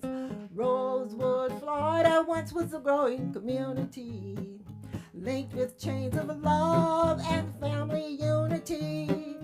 Families were linked with wholesome friendship, and each link represented a special kinship. In this productive southern town of Rosewood, here the families bonded and they understood each other's lives in their unique neighborhood. Lordy, Lordy, Lordy, Rosewood used to be real good until a little old sleazy woman with a cheating heart triggered the Rosewood massacre, and the colored had to depart. They ran for their lives in the middle of the night. They'd heard a mob was a-coming to start a hideous fight. Run, run, run, run on for your life. Oh Lord, hide anywhere, just try to survive. The children followed their leaders with fear in their soul, and almost froze to death because it was so cold. They were told not to move by the ones in charge, but trying to keep silent was awfully hard. Messages were sent to them by Sheriff Bob Walker. Listen out for John Wright, the designated talker.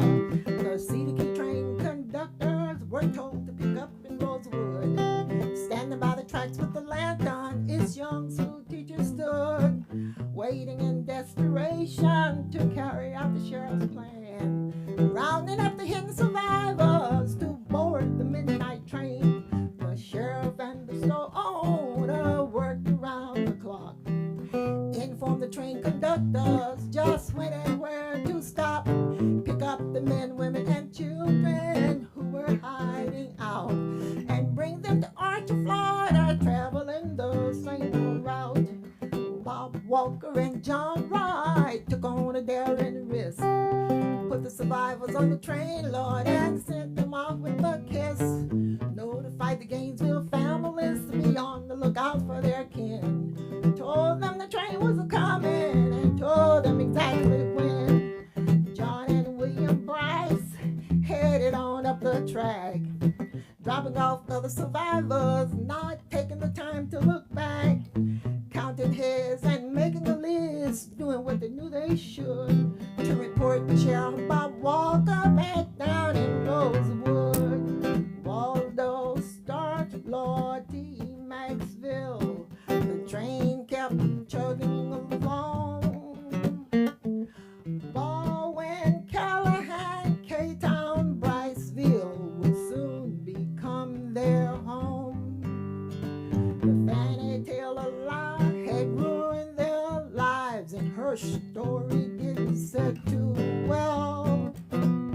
And deep down within each survivor's heart, they knew one day they would have a story to tell about Rosewood, Florida, once was a growing community, until the fighting started in 1923. No one ever thought Rosewood would go down in death. That brought on so much shame and unforgettable distress. Countywide shame, statewide shame, worldwide shame, that brought on so much pain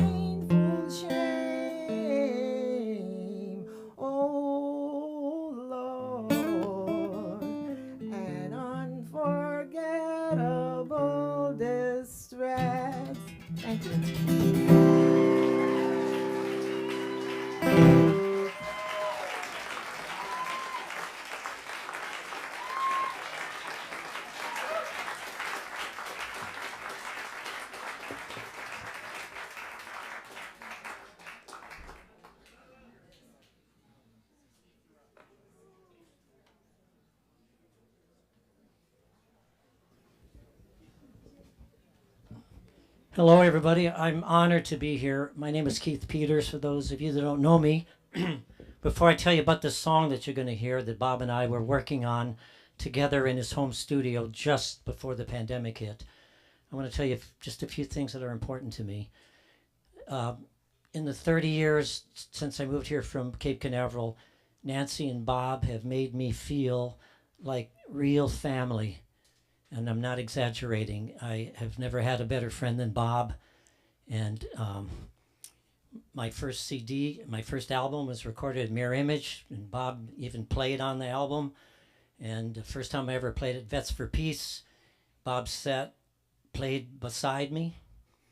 And I guess I need to cut this short. This song we were working on, it's called Lost in Space. And we were in his studio, and I'm playing the rhythm and tuning. All of a sudden, he's doing finger picking. And I said, that has to be the intro.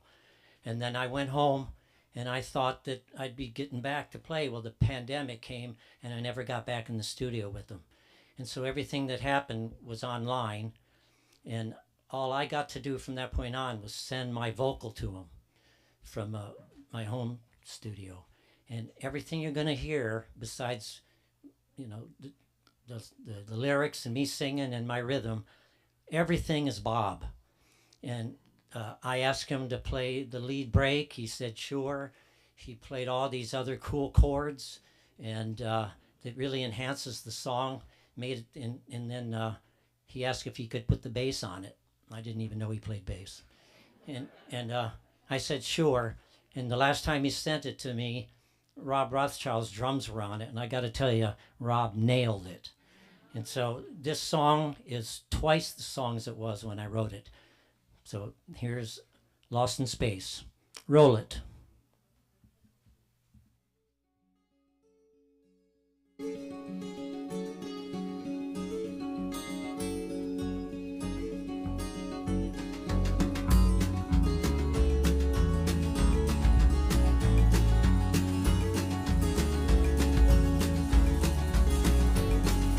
Feral cats running through my old hometown, talking about Detroit, not too many people around.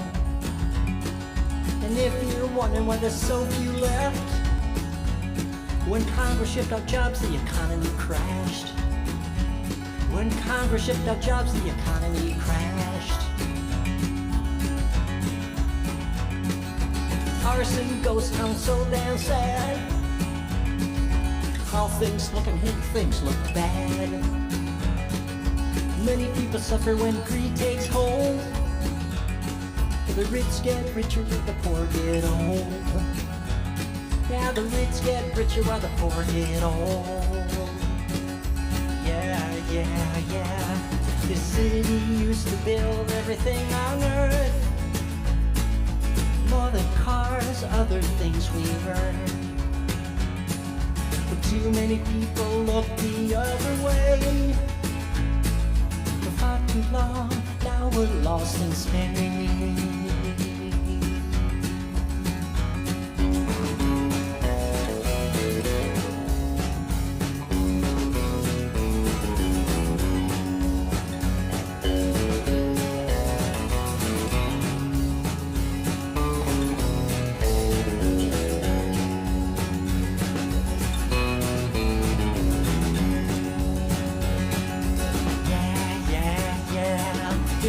Used to build everything we owned, made in USA right here at home.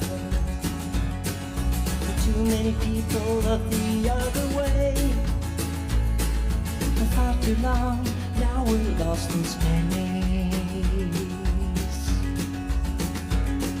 There used to be something called the middle class, with all but dead they seem to that.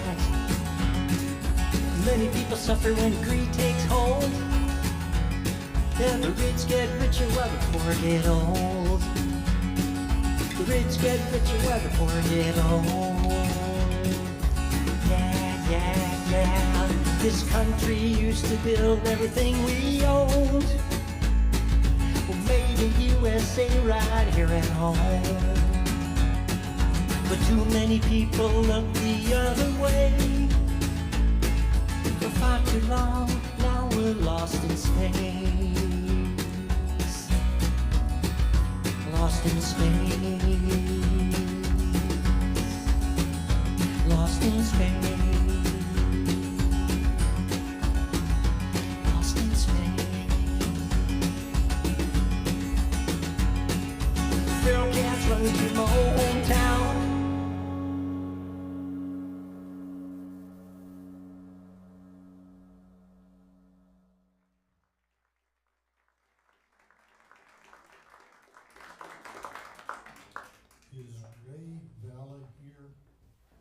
Ray, are you here? Okay. Ray Valla.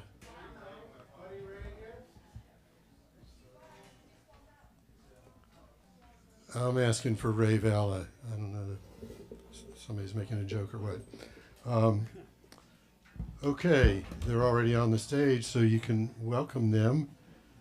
This is singer-songwriters, recording artists, Earl and Mary Robbins, and their group.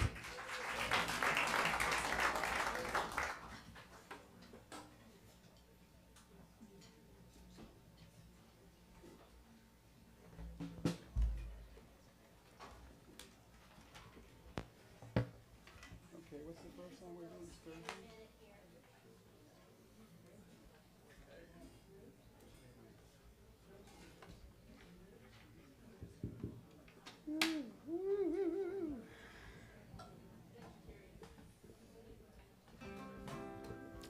Testing one.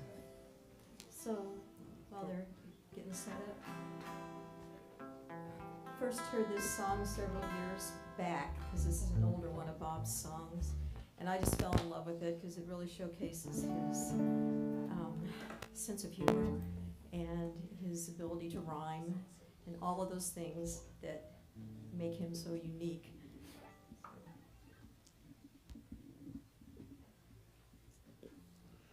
Yeah, the first time I heard this song was in 2017 when Bob did a concert for us. We've been here recording with him at the studio, and one day I said, Bob, dude, you got all these great songs you need to play. And he, nah. So I finally talked him into it, and he played this show with Fagan, Arouh, and Dan Tampas, and they were amazing. And is Robert Carl Hutchinson here? Anyway, he posted on Facebook, he posted this song, and it was from that concert that night. Just about ready. And it's called When the Sturgeon Fly. And it's a crowd favorite. If you've spent time with Bob, you realize he had an unbelievable sense of humor. But his ability to weave that sense of humor into his songs was incredible. And this is a perfect example. And we've been hearing some really unbelievable Bob songs today, and this is just in my opinion, the top. 1, 2, 1, 2, 3, 4.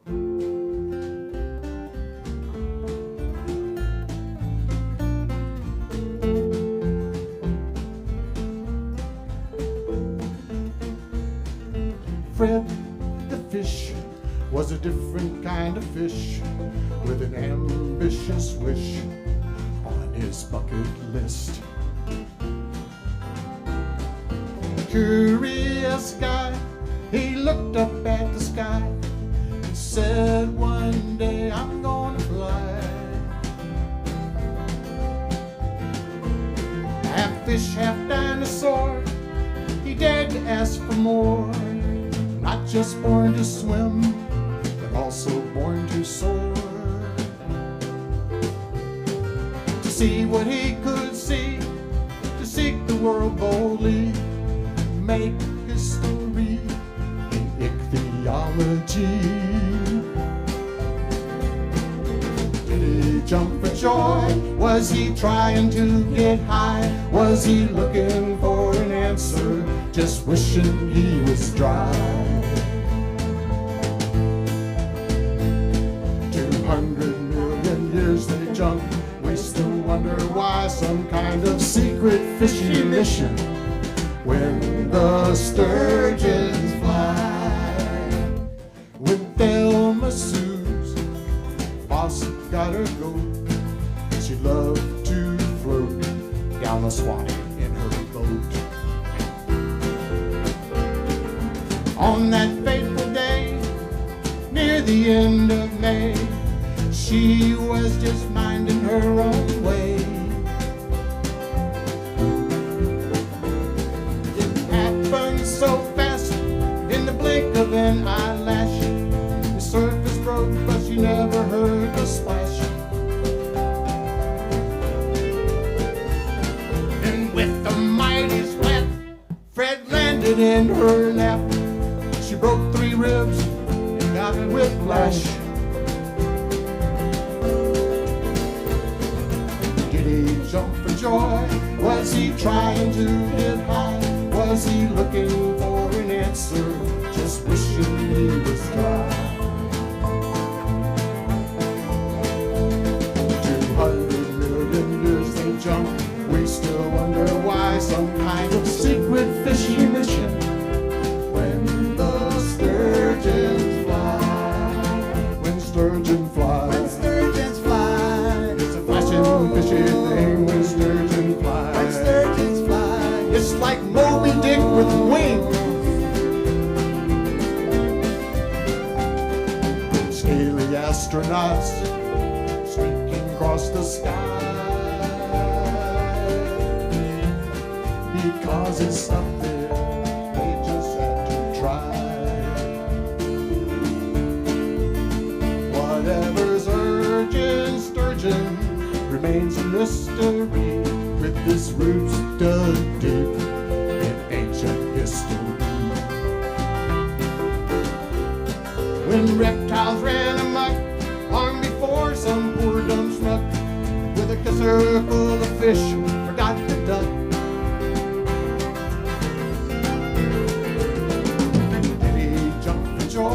Was he trying to get high? Was he looking for an answer? Just wishing he was dry. 200,000 freaking fish falling from the sky. Some kind of secret fishing mission. When the sturgeons fly. Some kind of secret fishing mission. When the sturgeons fly.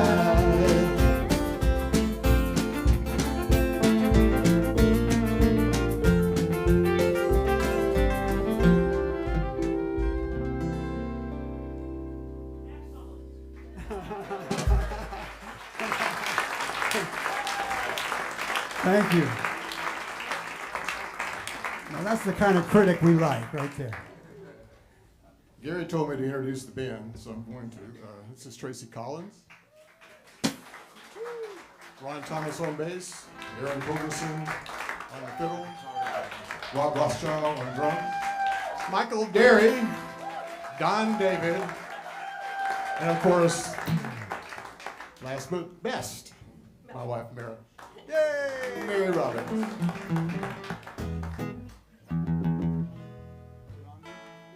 So at that same concert, I wrote a song for Bob, which we played that night, and everybody played along. So because Bob's in the rafters, you're going to have to play along too. And so there's a place in the song where it says, "Gonna make it all better with Bob and Melodyne."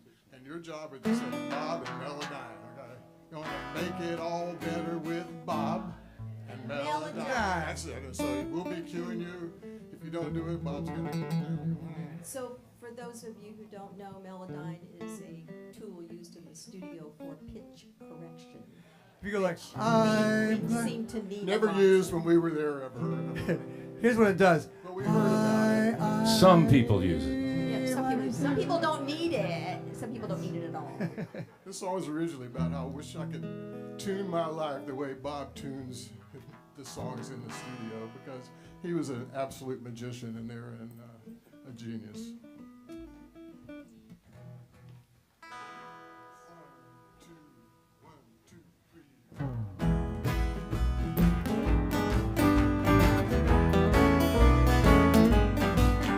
Well, I go every day to the same old place.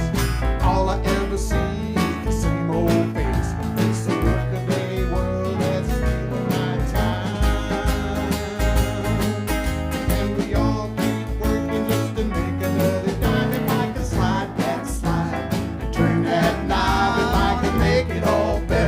just like Bob does. Take something funky and make it all fine. Make it all better with Bob and Melodyne. I'm gonna make it all better. I'm gonna make it all better. Yeah, yeah, yeah.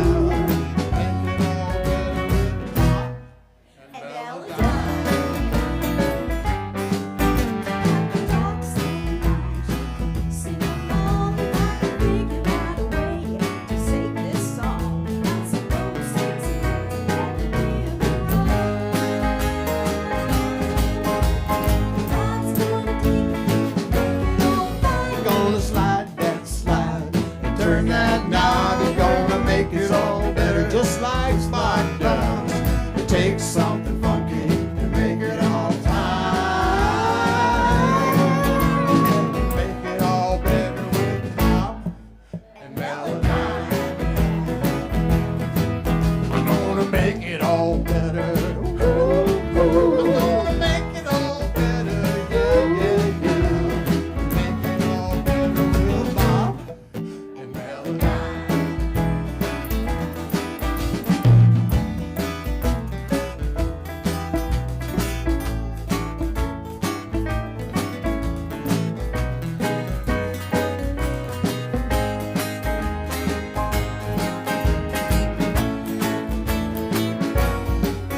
If you're stuck on a word, Bob's your man. If you can't rhyme it, then nobody can. I seem to get stuck every time I turn around. But I know that Bob will never let me down. He's gonna slide that slide, turn that knob. We're gonna make it all better with songs like Bob. Take something funky and make it all mine.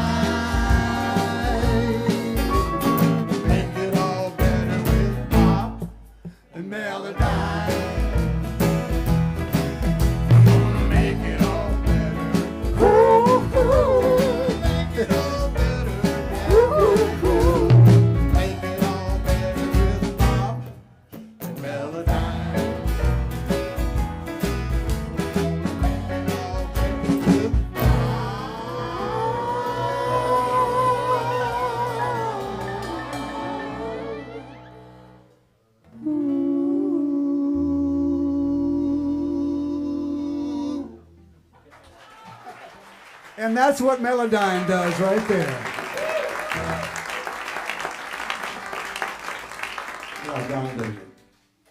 Hi, I'm Don David, and I have one request to actually turn my guitar on. Because I cannot hear it. I'm not sure it's on. Hello, hello. Can you hear me? Is there anyone out there? You can hear it? Oh, goody. Could you put some in the monitor then? Put it in the monitor. Well, I've learned a lot of things about Bob, and one of the coolest things I just learned tonight was that he was at Woodstock. So, give me a B. B. Give me an O. O. Give me a B. B. What's that spell? Bob. What's that spell? Bob. What's that spell? Bob. Yeah, Sir Bob. Okay, here we go. Here's one I wrote for this occasion. I had the pleasure and the luck to actually have played with Bob twice in the last 2 years at a little informal gathering, and then I went to his show at Cypress and Grove. It was all good, and yeah.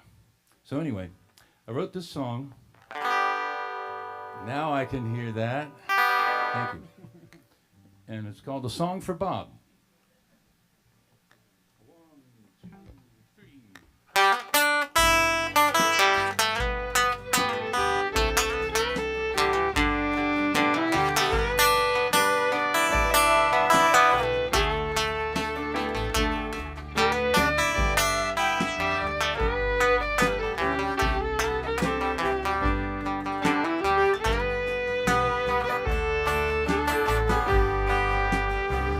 Nancy, my heart goes out to you. If there's something I can do, I can sing a song about when we're gathered in a room and I'm searching for a tune. I can sing a song about. I remember being quite impressed when Freedom Fries was sung in jest. But if you read between the lines, he wasn't joking at the time.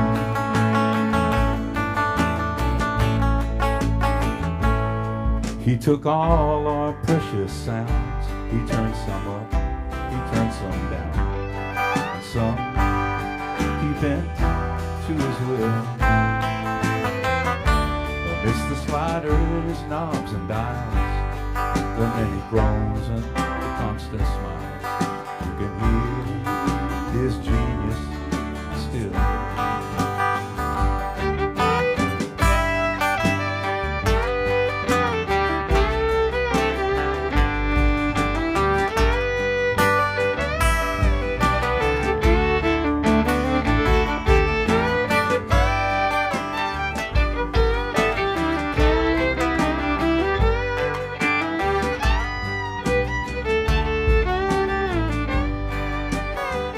Life at the village seemed pretty lame, but after 30 years, my mind has changed. It was our hit, and I thank God I got to sing a song about.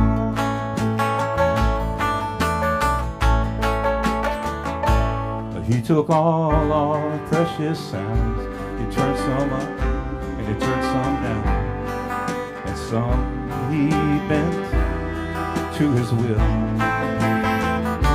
Amidst the sliders, the knobs and dials, the many, many smiles, you can hear his genius still. You can hear a song.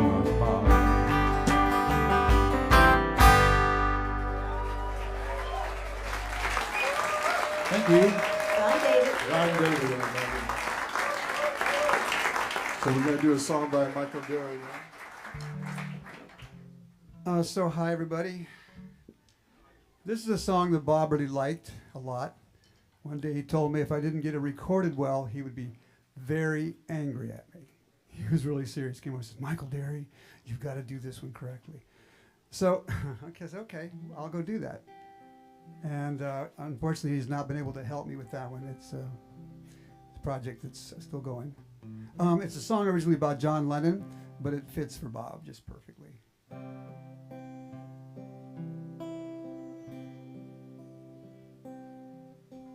Goodbye. Now you've gone and left us here to cry. Goodbye. Goodbye.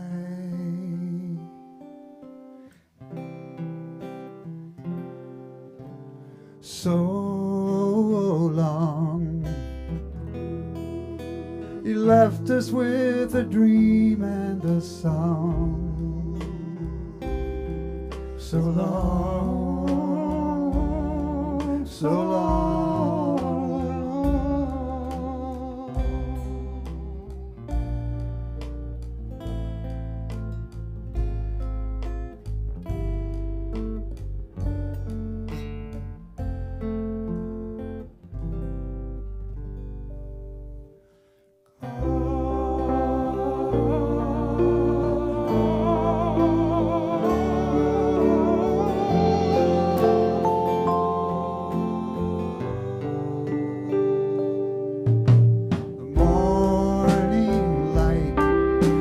Come, now it's time to say to you goodbye, goodbye, goodbye, goodbye, goodbye.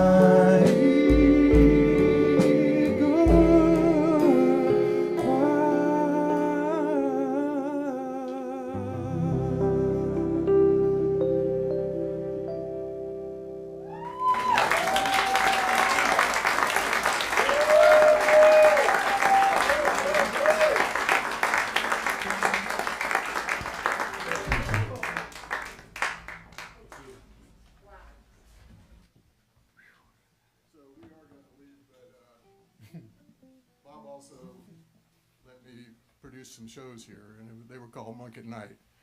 And at every Monk at Night show, we threw T-shirts. And the show we did for Bob had this T-shirt that says Bob McPeek in tune. I don't know. So here's one for somebody out there.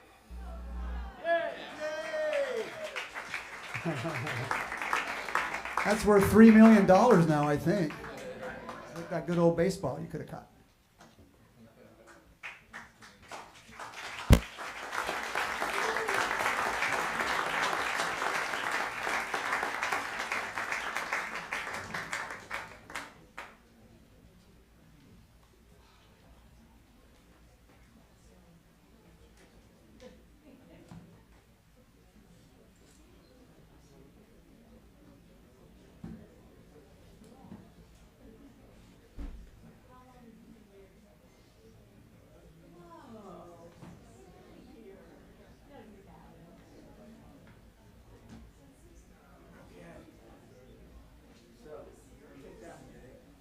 Can we get these two here?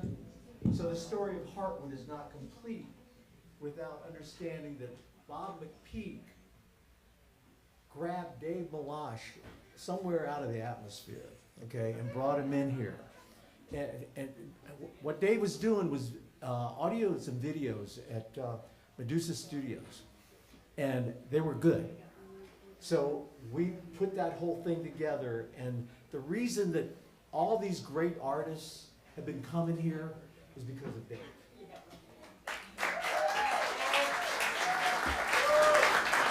Thanks, Hoch. I mean, what can I say that hasn't already been said? I think every one of us knows that our lives have been so enriched by meeting Bob McPeek. People have moved to Gainesville. People's lives have been changed. Bob spent days, weeks, and months in the studio with you. My dear friend Pat Cook told me for months that I needed to go take Bob McPeek to lunch. And, you know, I thought it was good advice, and I kind of hesitated. And then we did. We went and had lunch at the, was a Pizza Hut turned Indian restaurant. And you know, we sat down, and it started off as just both of us complaining about, just talking about music, and then complaining how there weren't any great listening rooms that we could really, you could hear music the way it sounded like in the recording studio, in the control room, and just talking about how everyone deserves to hear music the way that us recording engineers got to hear it. And I think that was kind of the first spark for me. But, you know, it sounded ambitious. It was something that I thought it was a great idea, but I don't think I understood who I was talking to, because Bob's one of those guys where there's a lot of dreamers out here. I see a lot of you guys there, and Bob was the rare dreamer that also put his back into it. And did he put his back into it, man? We saw him climb under the stage over and over and over, running audio cables. I mean, I've never seen anybody work so hard to make a dream come true, man. And we are just so eternally grateful. Gainesville's grateful. I am so grateful, man. He has just fundamentally changed all of our lives, and we're so glad that we met him and his influence. I don't know if he realized what his influence in this community was, but we all know. So thank you, Bob. Thank you. So we got two videos that we're going to play here, and Robin's going to introduce the second one, and then Dave is going to introduce the first one. How about that? Okay. Okay? That way we'll go right into... Yeah, so you guys have all heard Sister Hazel, right? Yeah. Well, before I met Bob, I got to hear the story about how Bob convinced Ken Block to come here and record the first demo of It's All For You, I believe, which became their big hit. 6 years after they wrote it.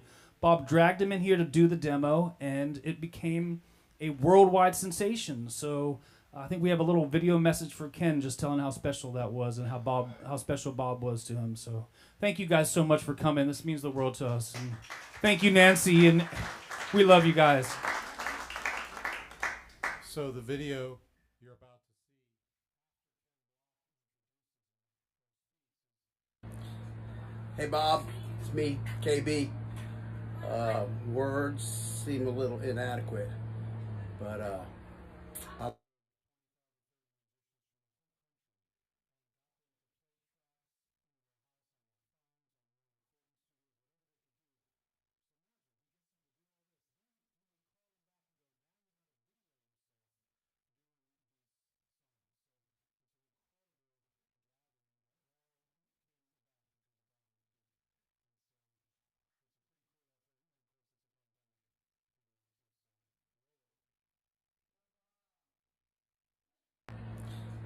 Hey Bob, it's me, KB. Words seem a little inadequate, but I love you, my friend. You have been around for the whole ride, encouraging, teaching. You showed a lot of patience with me early on, trying to escape out of there before things were mixed and playing for people.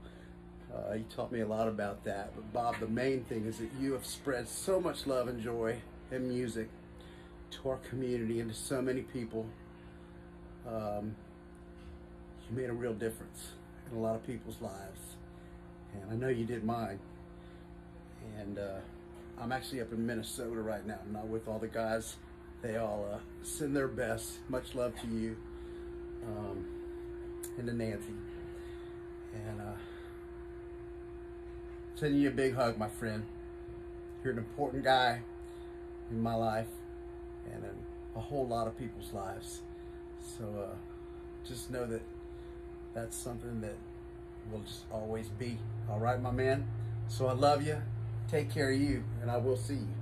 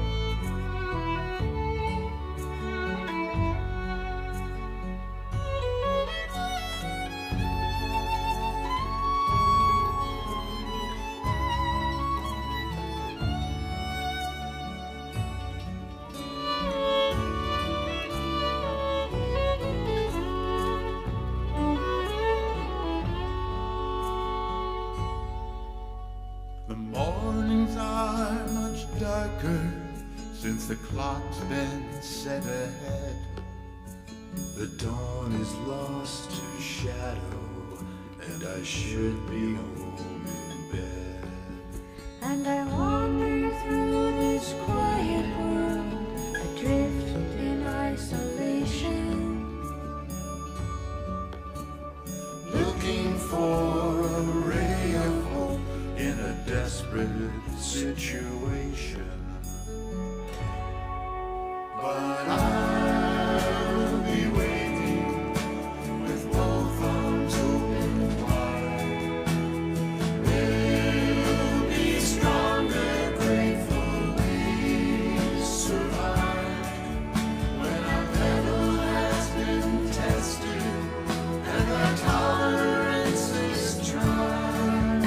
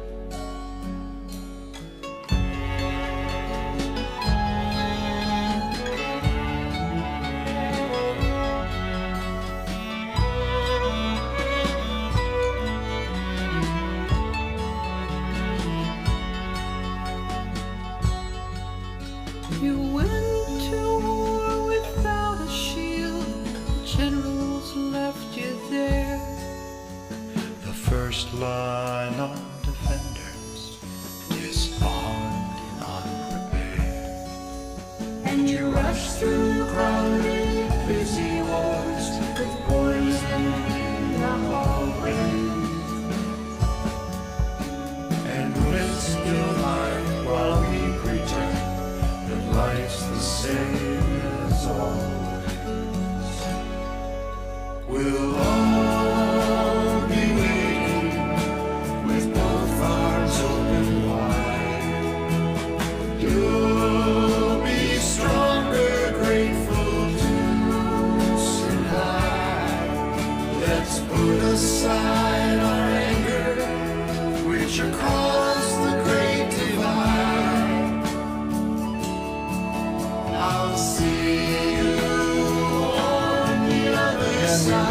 Recognize each other behind the mask, beneath the glove.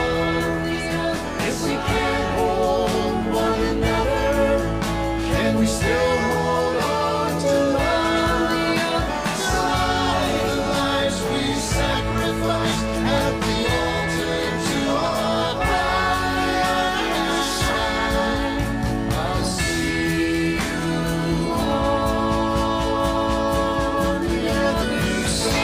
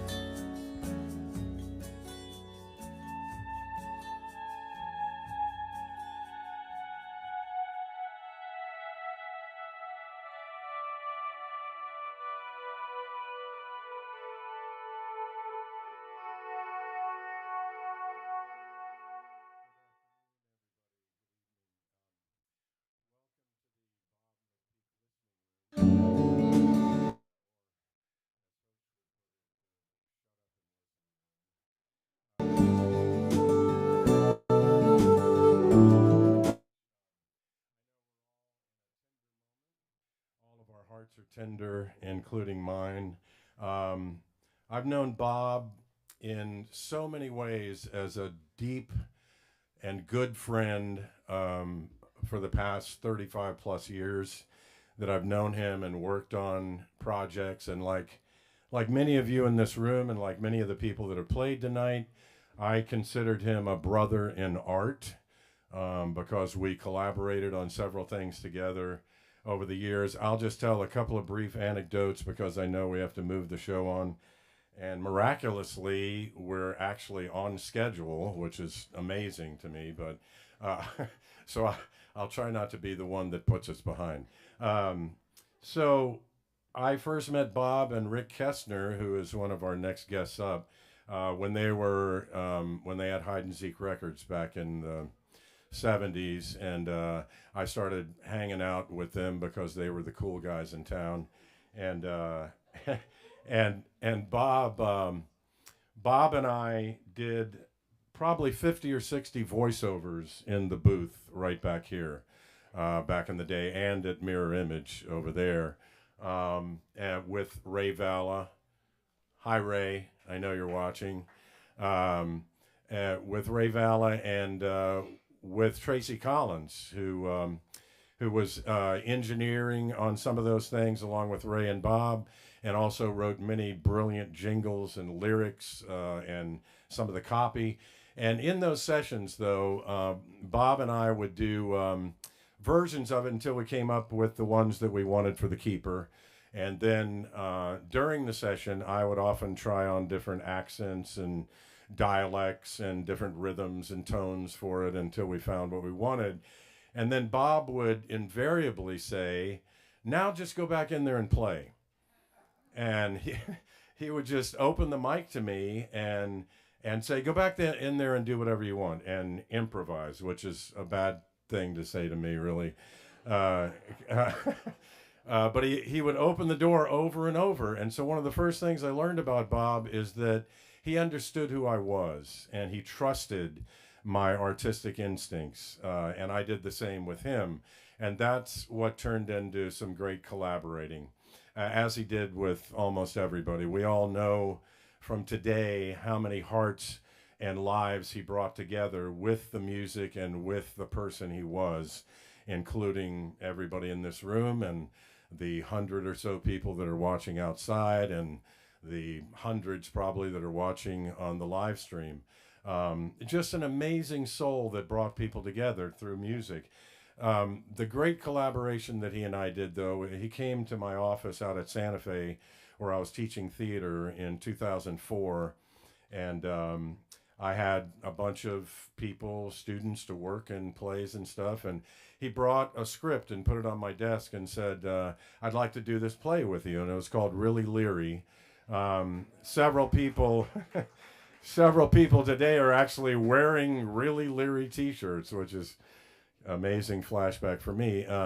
But it was a very complex project, and I at first was resistant. I remember being resistant and telling him how complex it would be. It had 17 music numbers with singing and dancing, props on stage, very complicated technical stuff, projections, all kinds of stuff. One of the characters was a head on stage, and which is a theatrical feat in and of itself. But as we talked about it, his infectious enthusiasm caught me. And like many other people who are involved in projects, Bob convinced me that it would be a good idea, despite the fact that I'd only known Bob as a musician and not a playwright. And so I was actually pretty leery of doing the project in the beginning. But his enthusiasm was infectious. We ended up doing it. It was a great success. There was a cast of 10 characters and a crew of 15 or 20 people. We ended up taking the play to New York and doing a workshop of it off Broadway at a place called the York Theater. Took the whole cast to New York. It was the first world premiere of any play at Santa Fe College at that time. And Bob put it on my desk, and we did it. Yeah. So I saw Bob about 12 hours before he went to the light. I was in the room with Nancy, which was a sacred, gentle, loving space that Nancy created. Nancy, I know this has been said previously tonight, but you are probably maybe one of 3 people I've ever met in my life that really live up to the title of being an angel. You are an angel.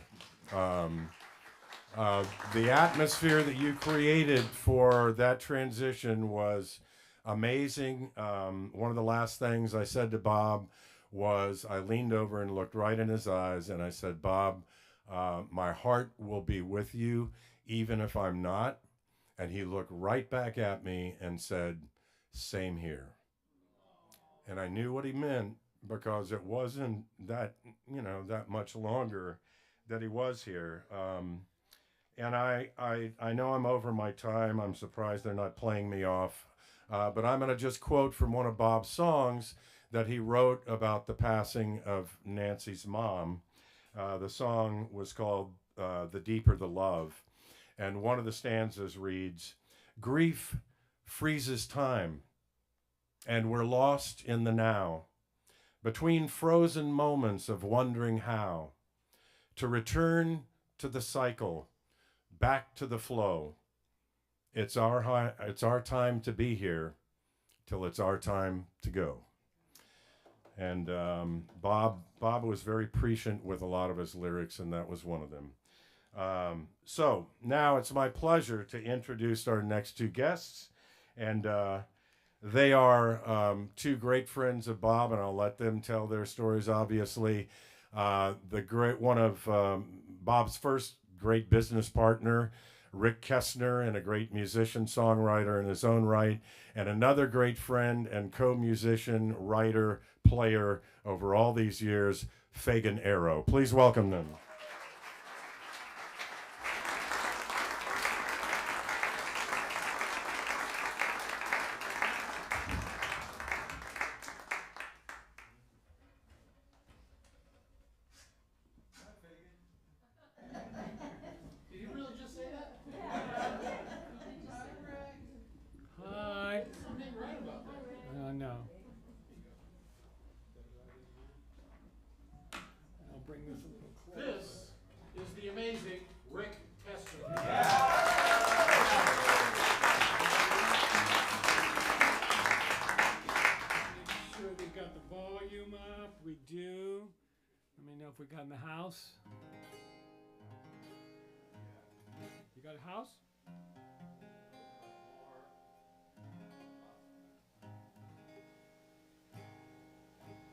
I can see your hair. I know who you are.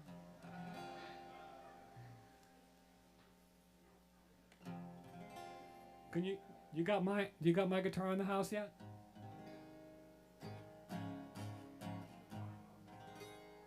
Yeah, I think so. Oh wait, try that.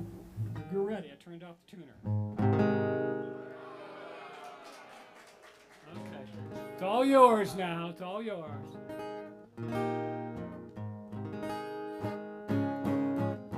Okay, I got 2 minutes, right? 2 minutes. That's like what they call the elevator pitch. Thank you.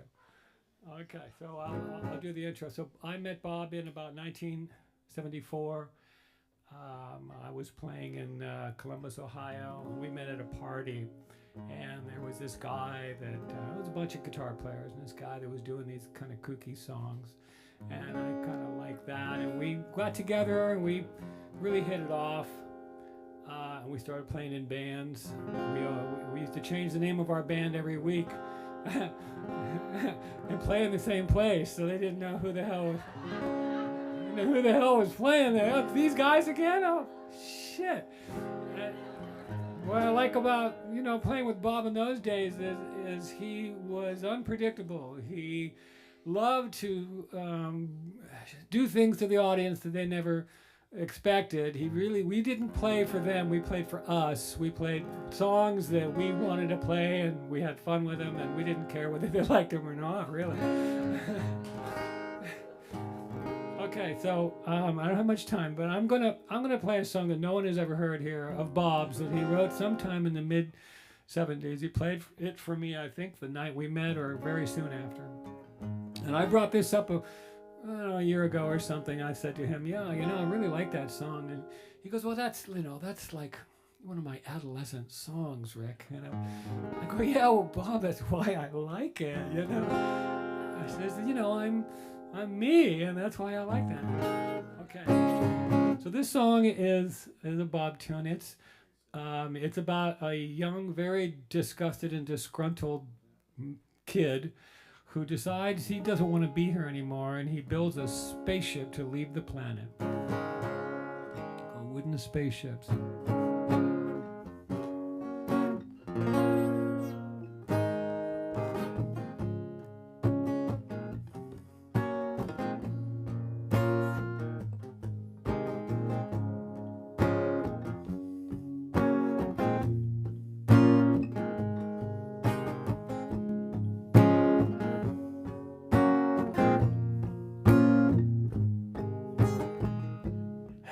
A pounding,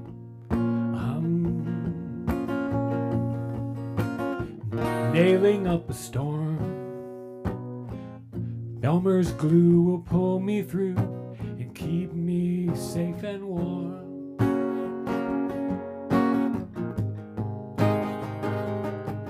My feet on terra firma, and my mind is in the stars. I'm off to see the wizard, or maybe land on Mars.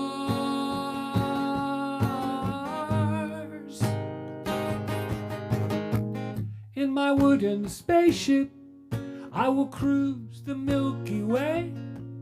With 1,000 tons of dynamite, I'll blast myself away. Listen, all you earthlings, to the man who's jet propelled. You can take your rotten little planet and go fuck yourself. I studied jet propulsion at the correspondence course. I got a compass from Woolworths to show me which way is north. I got a year's supply of space food sticks to keep me at my best.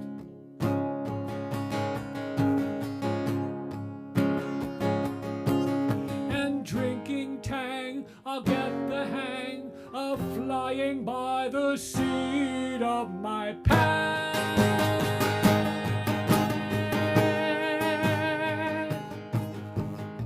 At 3 a.m. on Wednesday, the conditions will be right. I'll blast off for the cosmos. I should arrive by Friday night.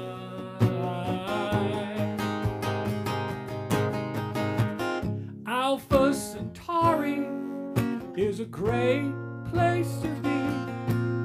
The inhabitants are friendly, and they're expecting me.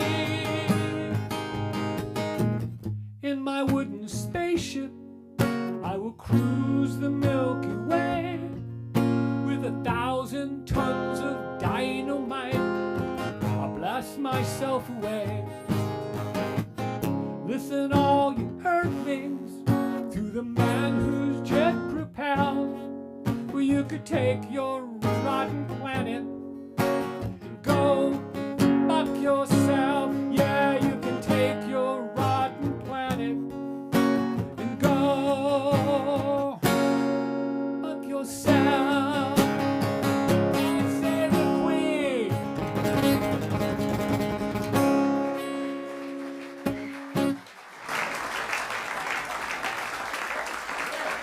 Thank you. Thank you.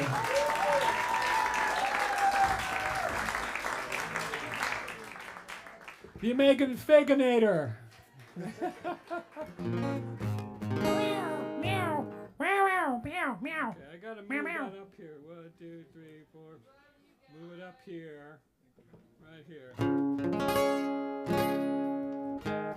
Okay, so, you know, I came down here, and I came to Gainesville, I guess about 75 or something like that, to visit Mick Marino and Susie Marino, and I went back to Columbus, and I told Bob, hey, I'm moving to Gainesville. My roommate at the time had a used record store in Columbus. I said, I've been watching Kenny, how he does that store, and I want to open one up. And he said, well, you're going to do it by yourself? I said, well, yeah. He said, well, I'm interested in that. And I said, okay.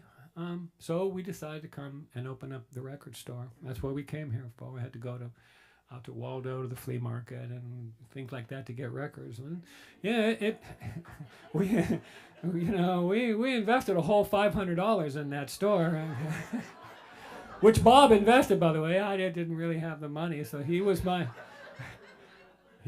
first investor and the only one. And we were in the black within the first 2 months, and it was really great. So in 2014, that store ran for 30 years, and Charlie Scales took it over, and he passed away in 2014. And Bob wrote a song for Charlie, and so I let him know that I think this is the appropriate song to play for tonight, and he agreed. So this is a song called "Damn Good Run."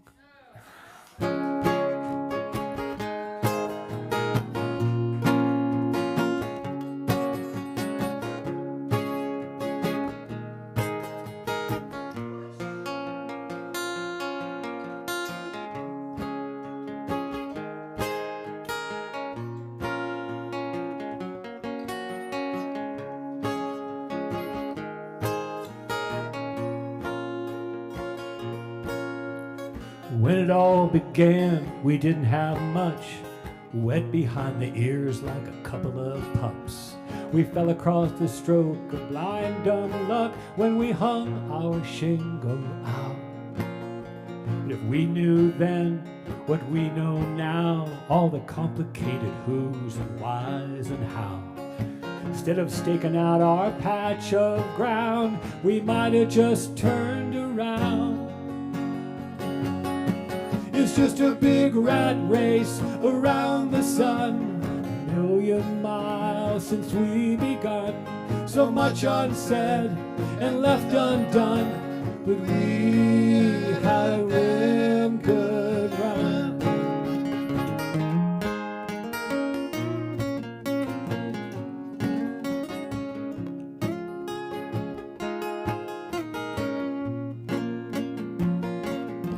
Somehow the bands in town and the future mayor found our little record shop.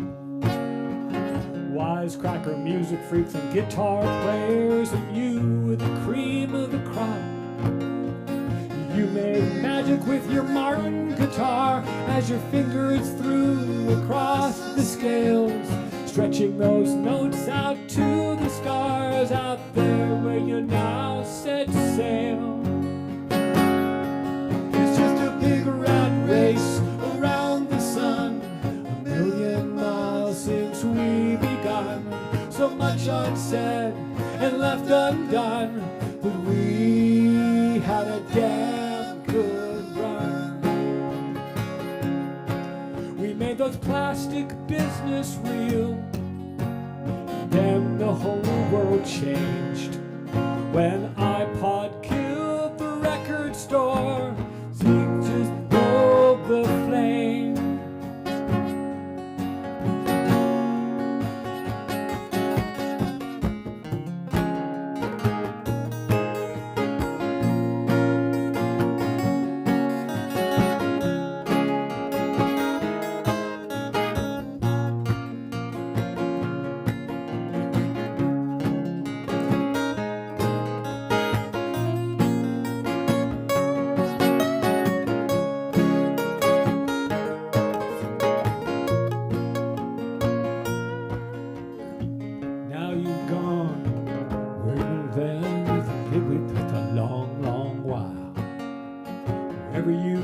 You're gonna land on your feet with that Cheshire cat-like smile. Nothing is the same after all these years. Most of what we knew is gone, but the music that we love will never disappear, and vinyl's gonna come back strong. Everybody, come back strong. It's just a big rat race around the sun, million miles for everyone. So much unsaid and left undone, but we had a damn good run. You had a damn good run. We had a damn good run.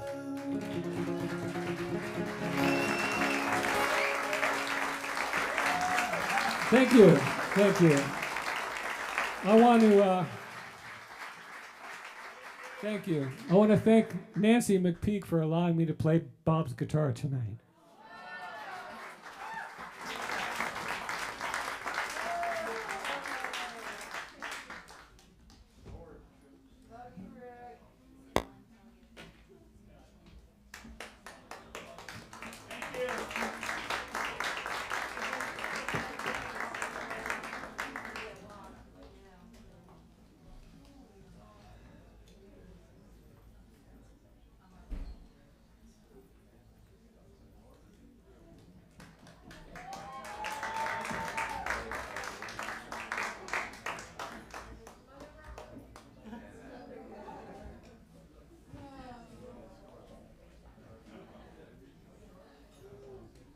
Okay, they said to check the mic.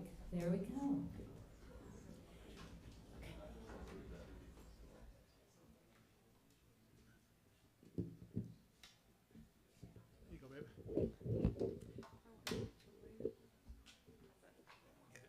Well, I'm pretty much destroyed by now. How are you guys? You know, I saw Bob about a week ago, and I said, you know, he said, there's only one thing I regret. I said, well, what's that? And he said that I wasn't famous. Oh my Bob, God. look around. So stand by 1 second. Stand by 1 second. So Believe it or not, I'm going to announce them. Oh my I don't know. Do they need it? Ha, probably not. So, I'm Rob Rothschild, and I am Bob McPeek's drummer.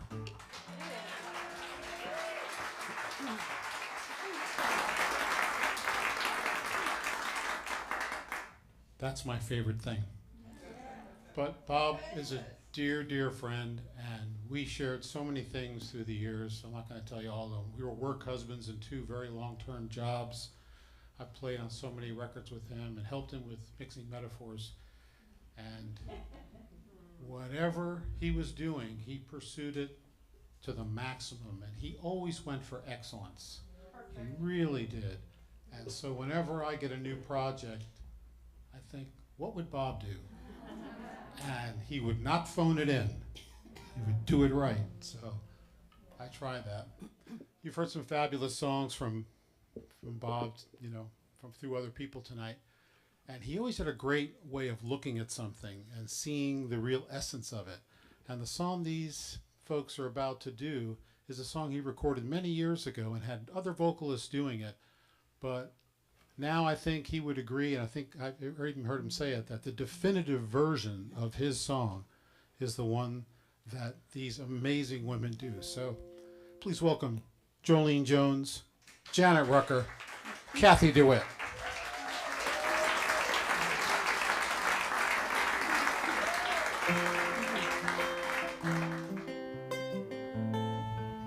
Oh, I did want to say one thing. This is so genius. He says, one nation indistinguishable. Indistinguishable. Anyway, what a line, huh? It's called Anytown.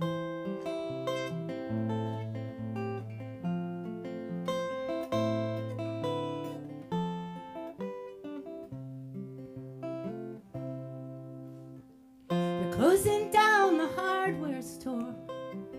Just can't make it anymore. 30 years of sweat and tears to have the chain store take it away. Now they're doing the same to the family store.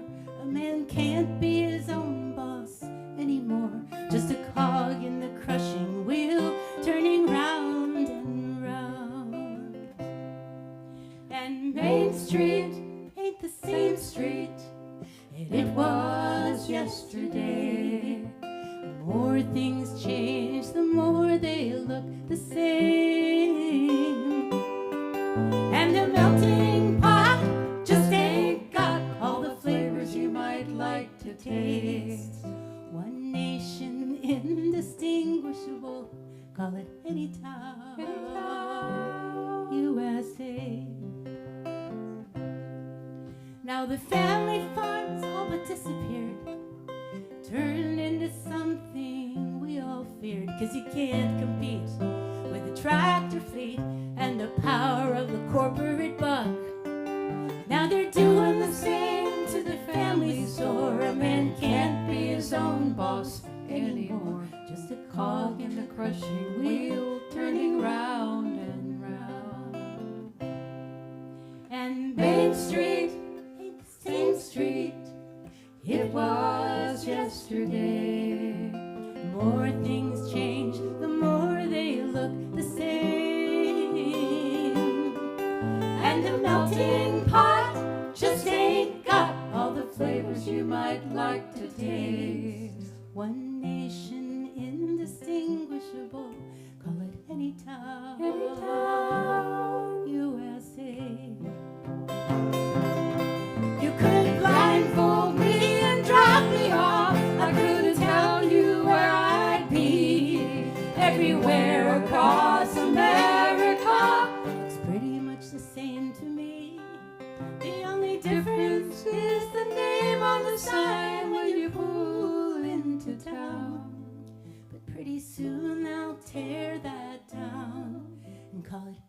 town. Any town.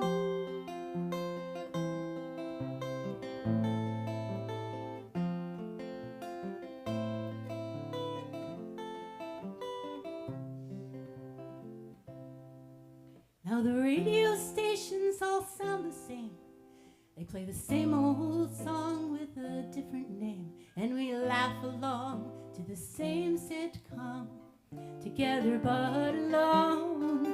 We could be neighbors 'cause of all the things we share, if we weren't blinded by the TV square as we sit and watch behind our bolted doors. And Main Street is just the same street everywhere you look today. More things change, the more they look the same. And the melting pot just ain't got all the flavors you might like to taste. One nation indistinguishable, call it any town, USA.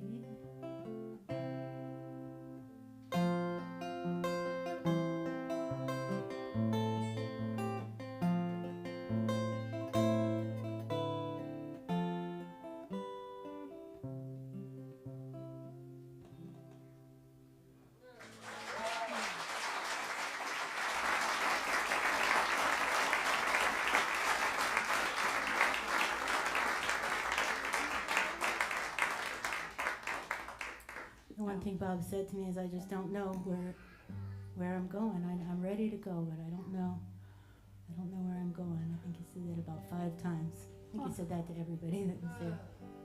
And this song kind of lightheartedly addresses that. Kind of, it's about that philosophy.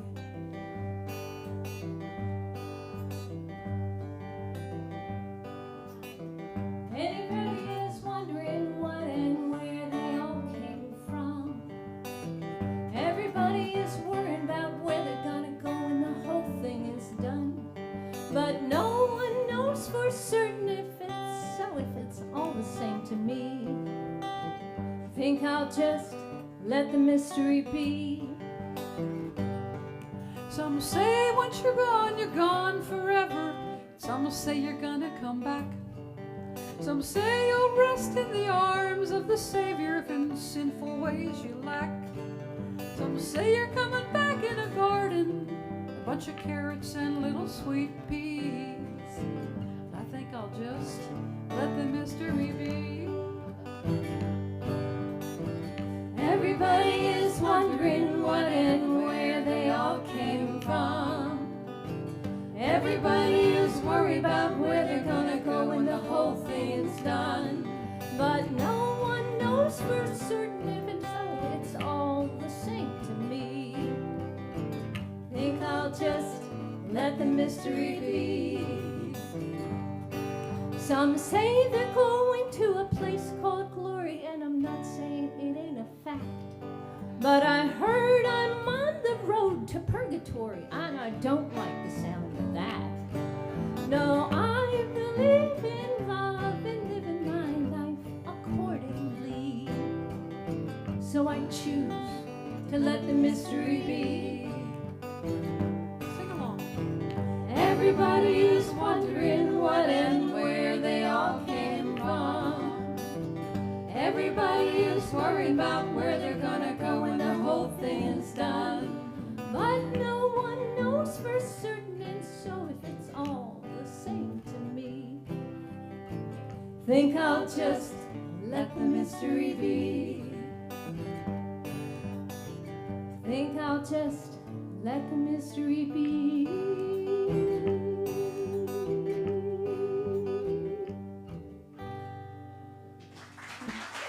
Thank you so much.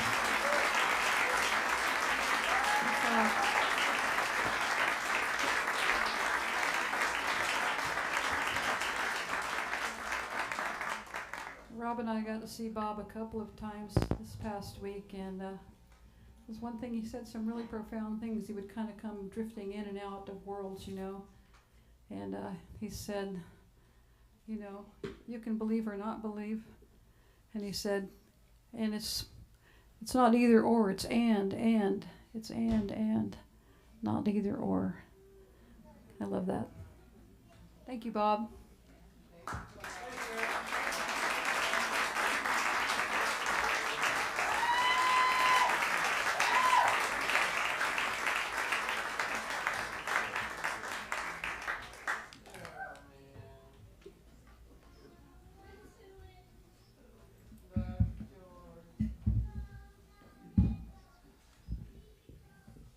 Hey, beautiful people. We are gathered here as one to honor our brother who just did so much for us, and I am so ever thankful. I came here in 1980 from Miami. And one of the first things, I was driving by and I go, oh, that looks like a cool little record shop. Let me stop in. And it was hide and seeks. And then I walk in and they go like, welcome. And it was Bob and Rick, you know? And then I go, hey, you know, I play zither and I play bass and I do all this stuff. And they go, yeah. We'll give you $1.50 for your records. And then Bob eventually invited me to their studio. He had a home studio and invited me to come over, and we jammed and we really grooved. And then we ended up forming Transform. Yeah. Unfriggin' real. Such a talented groups of guys. And Paul Vivelka was co-engineer, and they had a killer 16-track, really awesome little studio and a home. And so we lay down a bunch of tracks, and it was a killer album. And you can view it, you can listen to it all on YouTube. If you just type in Transform Stranger in the Same Land. So then, after that, I recorded my first record, which was called Transmission. And Bob helped me out a lot on that. And that's what gave me my wings. That record took off in the New Age circles, and I was able to finally make a living from music. It was epic. Epic. And then years later, he coaxed me back into the studio, because it was like 10 years later before I did my next record called Rites of Passage. And he said, you know, if you ever want to come down 24/7, just give me a call, you know. So I was high on some kind of hallucinogen. And like 2 a.m, I said, I'm ready. And he goes, we'll be there. And so I got down there, and they had lit candles. Nancy and him lit candles all around, and I laid down my first tracks. And it's my best record ever, for sure. So, then around that time, or a little later, no, around that time, he asked me to come in to sing and play flute on this song that he wrote for Nancy called She's the Light. And it's such a good song. And so I came in, I did it, and it was right here. And I hope you really enjoy it. Love you, Bob. You had a damn good run, dude.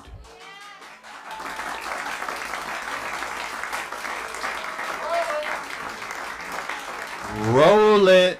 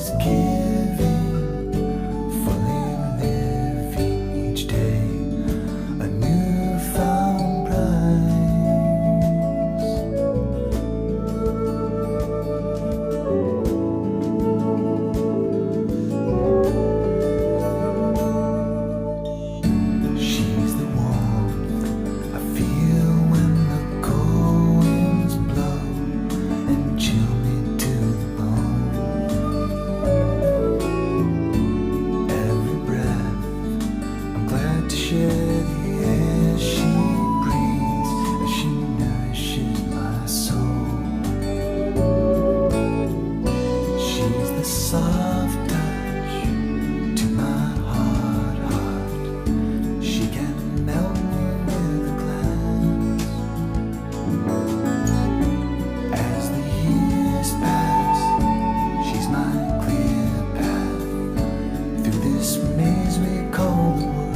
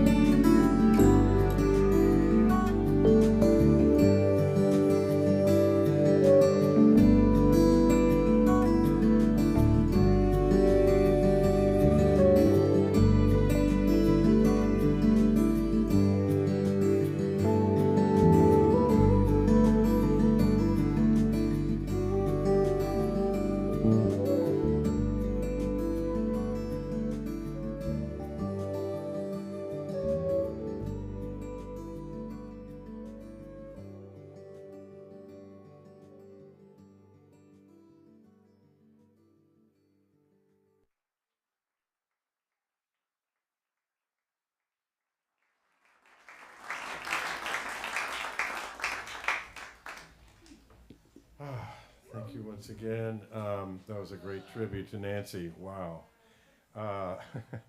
The next guest up is an early collaborator of Bob's, and I actually had the pleasure to work with him also.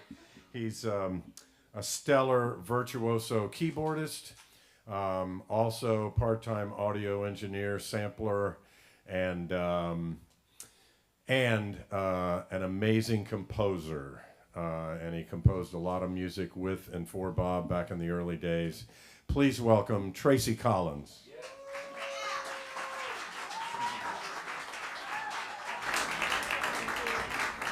Thank you.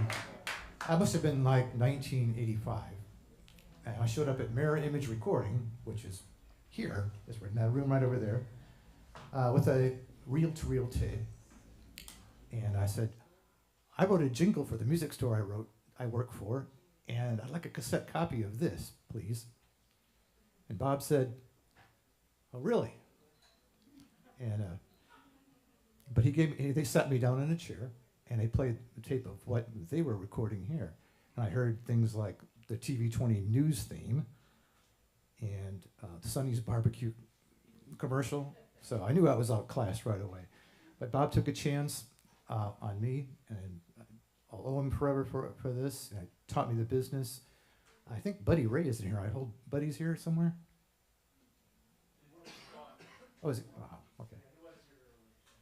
Anyway, the thing about working with Bob's, you never knew what was going to happen next. I remember one time I was over in Studio B, which is a little studio they built for me over there, and he opened the door and he said, Tracy, I've been working on the railroad and something Egyptian, and I need it in 2 hours. And he closed the door and left. I said, okay.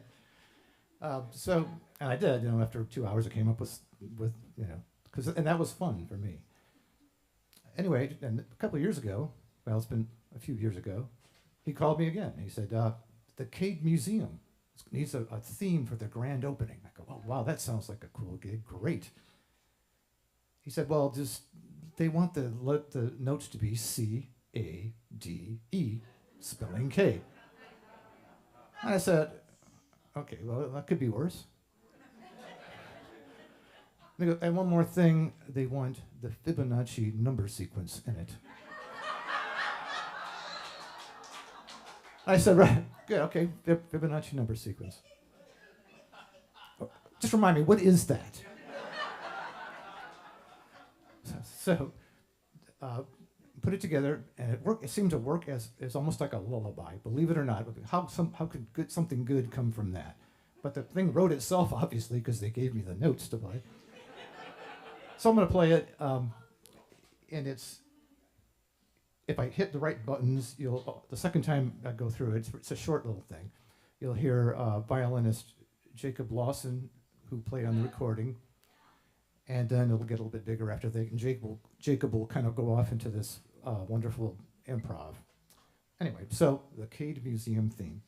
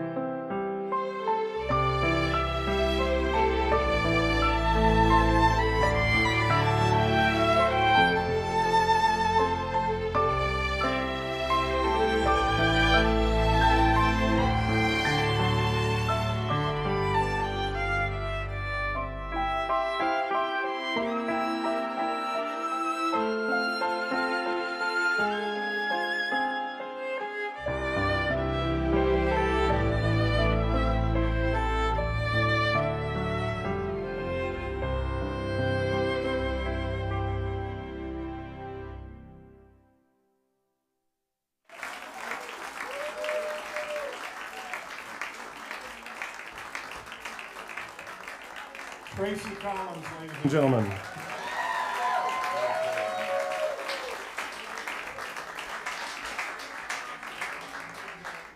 Literally a one-man orchestra. Coming up next, ladies and gentlemen, three artists, three movers and shakers in the Gainesville community and elsewhere, and one of them making his vocal debut this evening. Please welcome Stephen Langer, Fagan, Arouh, and Richard Allen in his first public vocal performance.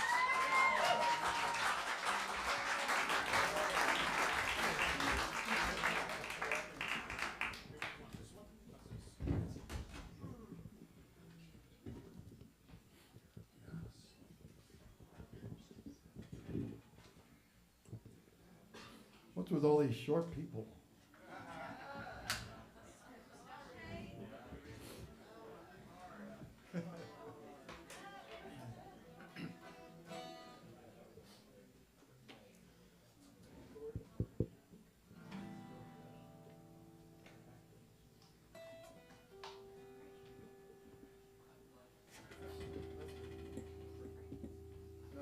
Okay, that sounds good. Yeah. I don't hear any guitar in the house here.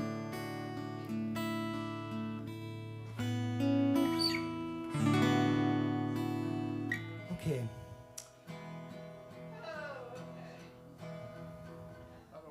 I need something You've- with the monitor.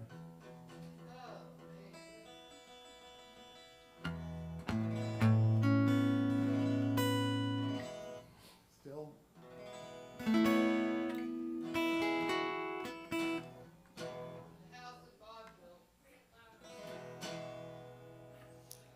You've all Need a monitor.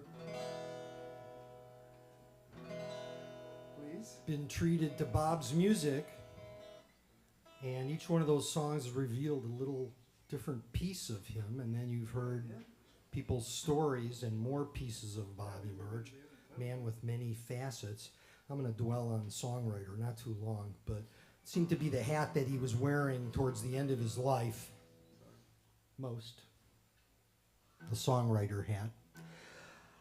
The song that we are going to do, I consider to be in his top 5, which is, you know, that's something to say because this was a prolific songwriter.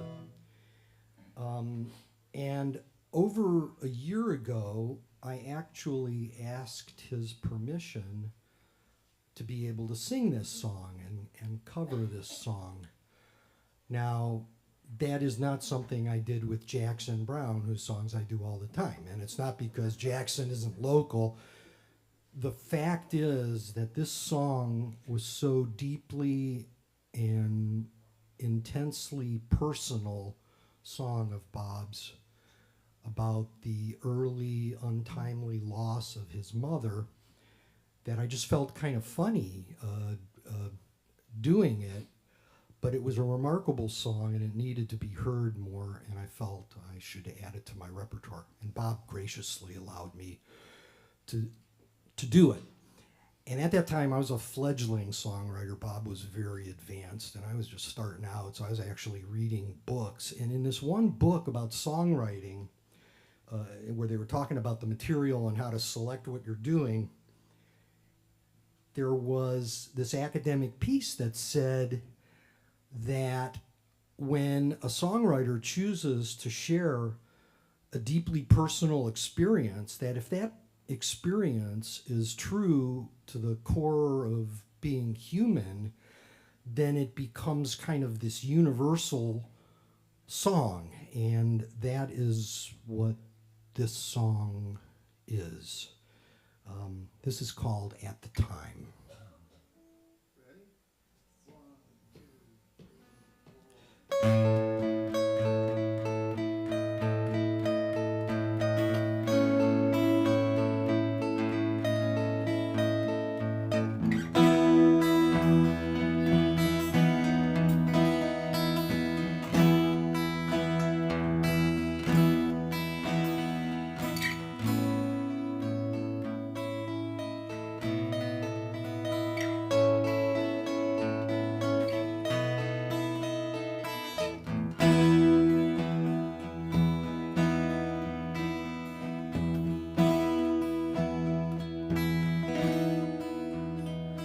Like a scene right out of Rockwell, painted in pastels.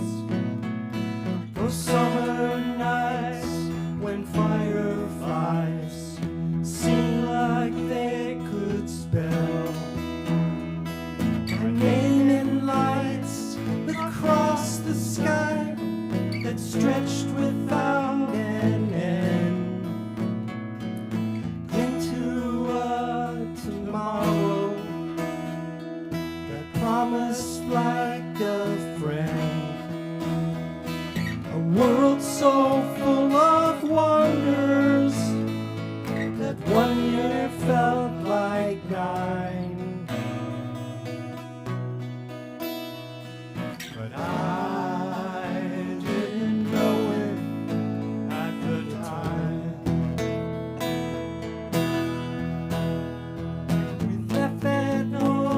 Behind us, sailed across the sea. You were so excited to share that world with me, but I was just a stupid kid who squandered all we learned in the little time that you had left before that bitter turn. It felt like someone else's life, but it turned out to be mine. But I didn't know it at the time. Angels in the snow, it all melts before you know that you may never get another chance.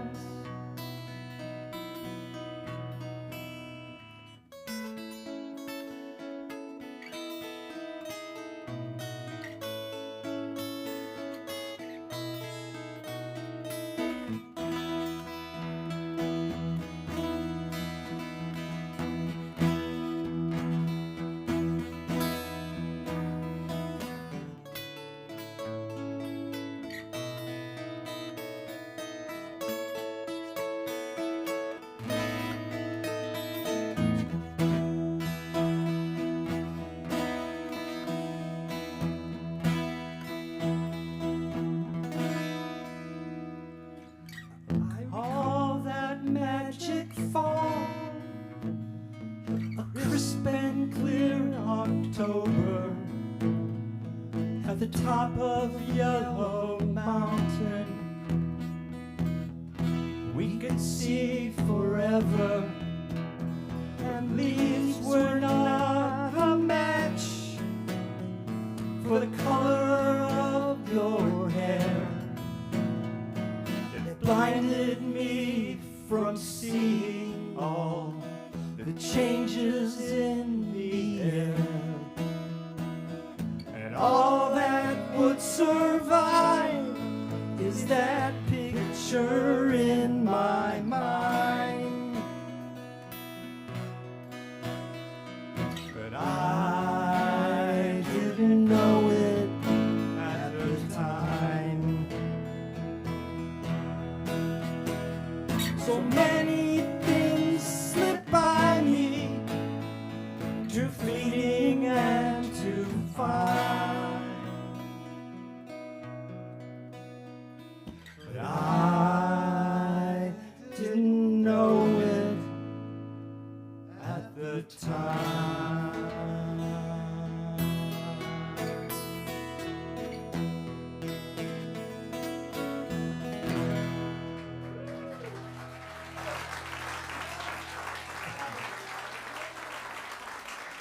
Thank you, Bob.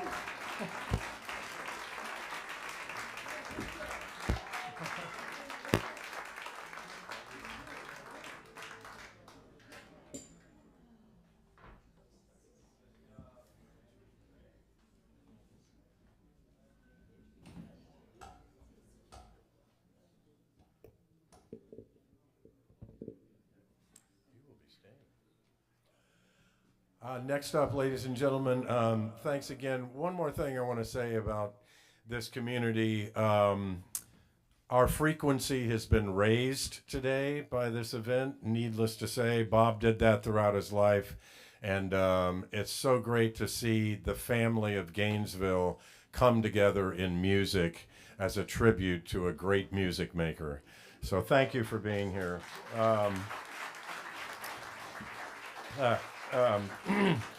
Taking the stage now, ladies and gentlemen, is Fagan Arouh, who is already up here, Rob Rothschild, Tracy Collins, and David Ottenberg. They are the Erasables.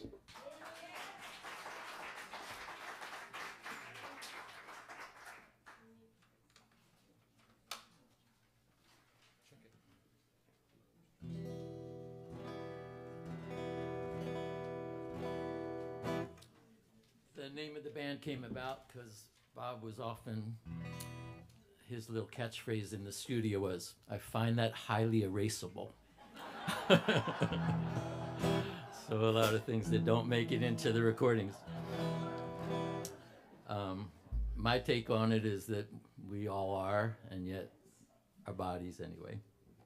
And yet, certainly he's indelible in our hearts and memory.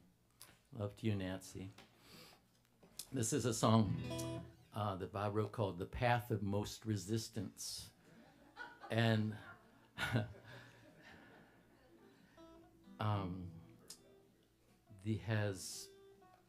this one I think is version 1, because then he totally rewrote it, completely different lyrics, electric guitars, and a completely different rhythm. I mean, it's like a whole other small masterpiece. But this one I really like, "Path of Most Resistance."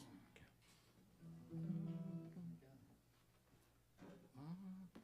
1, 2, 1, 2, 3, 4.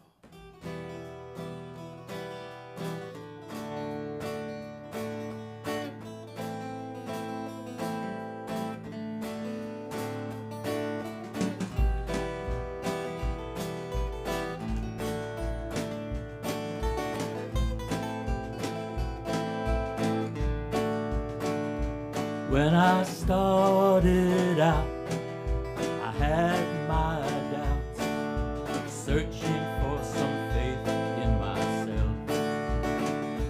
A chameleon who changed his skin as I rearranged the cards I was dealt. The flame inside me faintly flickered, while my inner demons bickered. The time that I have left is running short. I spurned the sun, sought the shadow, shunned the spotlight for the back road. Now I'm ripping down my fragile floor. But this is the place, and now is the time, when I make my stand and the stars align.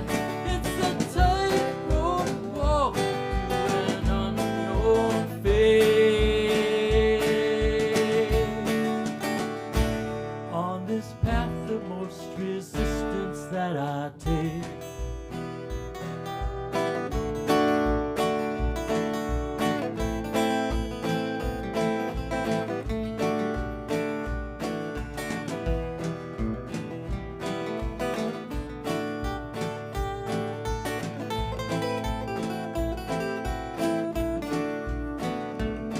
well, here I am, a self-made man who's made too many versions of himself. And the mystery of who I'm supposed to be is buried under barricades of stealth. Oh, I've done the deeds, I've done the deeds and said the words, moved my footsteps with the herd, but I never got the hang of all the steps. Each day I clocked in right at 9, put in all my precious time, waiting for what hasn't happened yet. But this is the place, and now is the time, when I make my stand and the stars align. It's a tightrope walk to an unknown fate. On this path of most resistance that I take,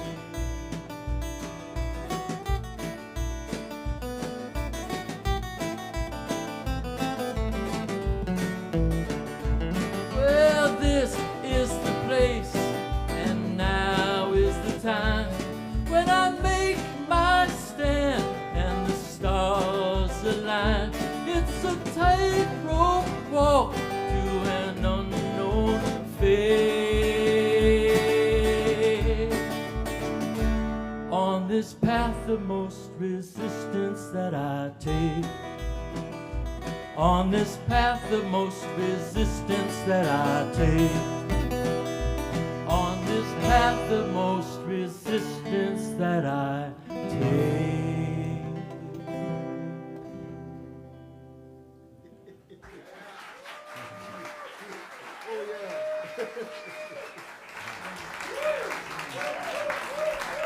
I wasn't going to end on a minor chord. I told you that.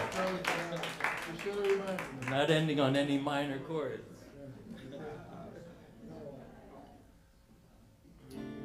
This was on one of the Erasable albums. Really, no, a really amazing song called Fierce Grace. And Fagan and I kind of reworked the introduction to make it more like The Who. Which I think he'd be fine with. Anyway, this is an amazing song. Okay.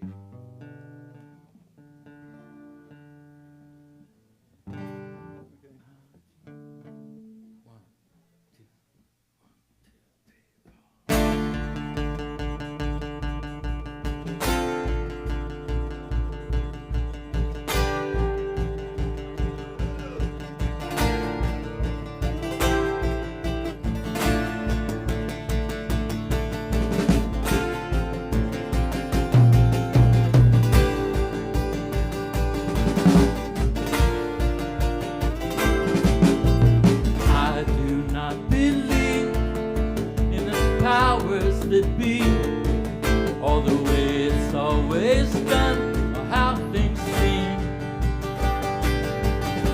And I do not accept that the earth is for the meek, that I should keep my tongue in check, not in cheek.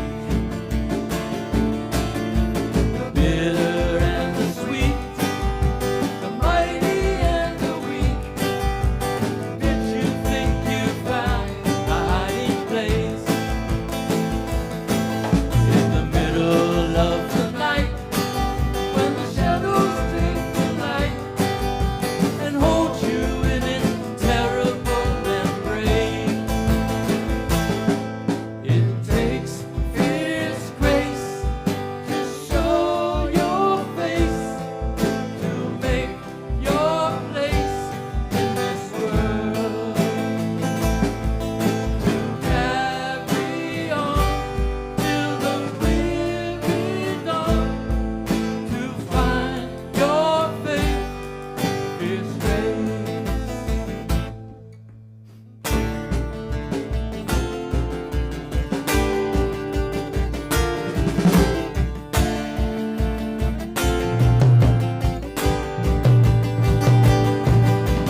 I have yet to find any easy path, though sometimes I can get a subtle jolt.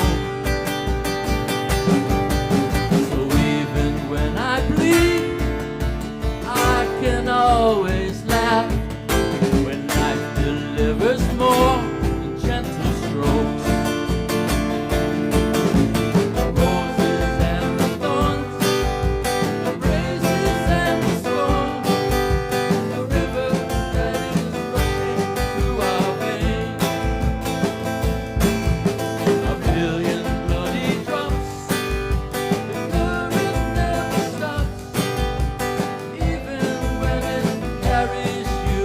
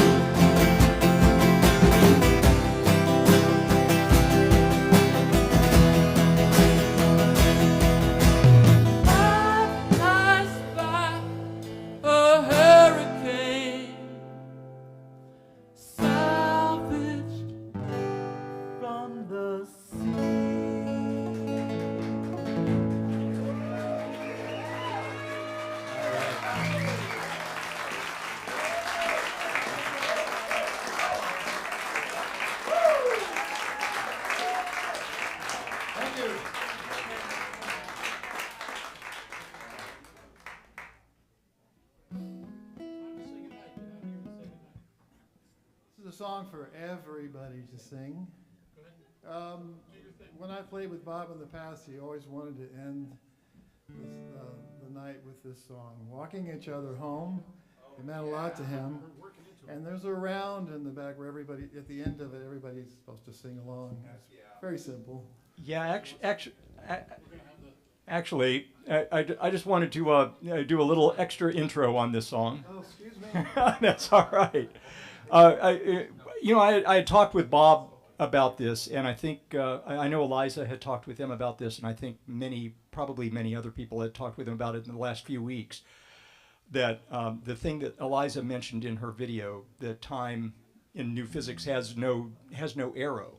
So there's no past, there's no future. You just, it's something that we biologically can't get into our heads, but it's true. And so we are all doing everything at the same time. And so when Bob left, we're convinced, Nancy's convinced, that he left because his body was just an impediment to being able to be with us tonight as we all walk home together. And that we're all going to be doing this walk, right? And so we're all doing it together at the same time. We just think we're doing it at different times. So when we're all singing together tonight, we just want everybody to, hold Bob in your heart and realize we're all walking home together. We're all walking home together, and Bob's just walking there with us. So thank you, Bob. Thank you, Bob. Thank you, Bob. Bob. Thank you, Nancy.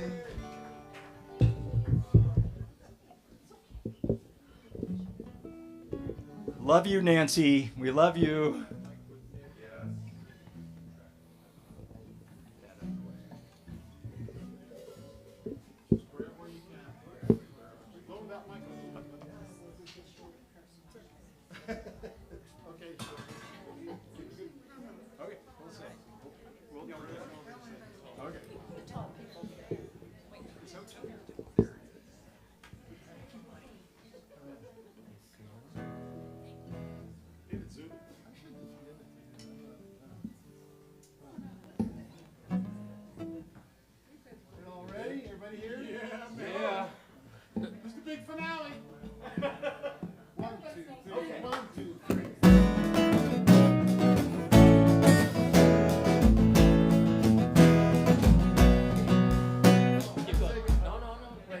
Did you like it? There's a capo missing. Well, then applaud. Thanks. Good night. We were thinking it might be appropriate for Bob if we all did about an hour of tuning too. If we weren't doing tuning and multiple takes, it wouldn't be suitable. Take two. 1, 2, 3, 1, 2, 3.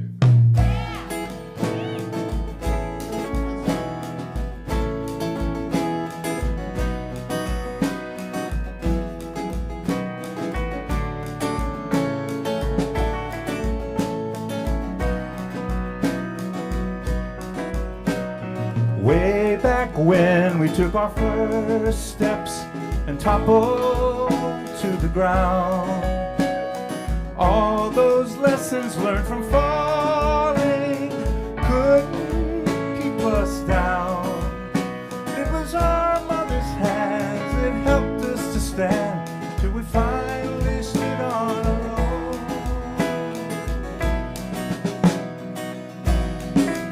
If we crawl or we fly, I want you by my side as we find our way across the great unknown.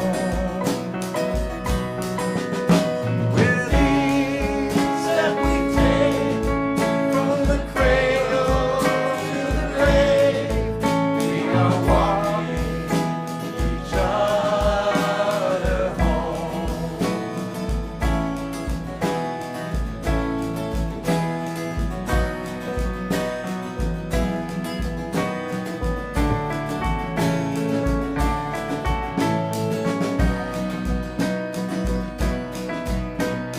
Those first steps we took together, we barely touched the ground. Did we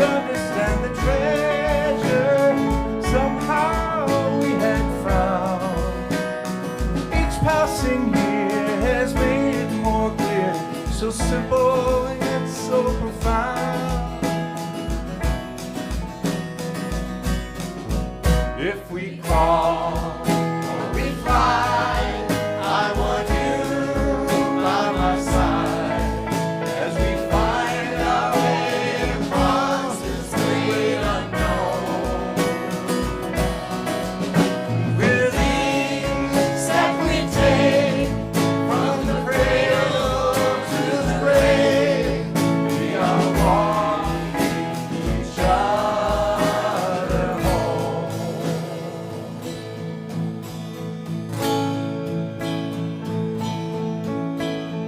Take my hand, walk with me through the path of this life. Take my heart for eternity.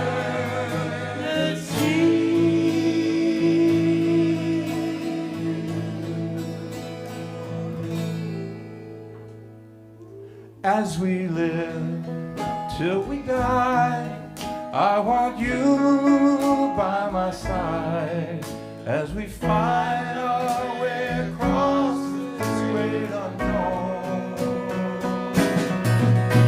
With each step we take, from the cradle to the grave, we are walking each other home.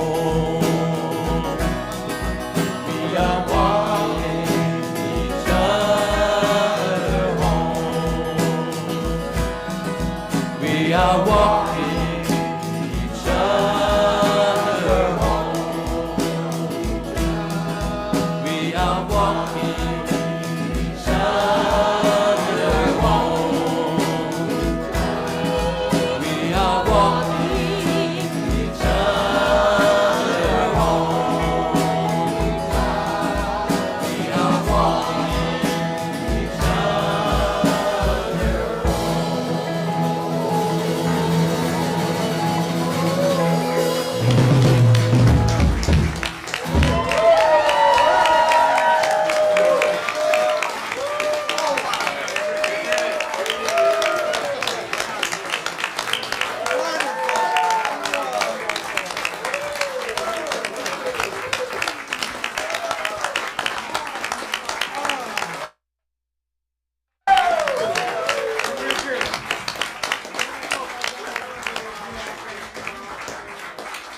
The what?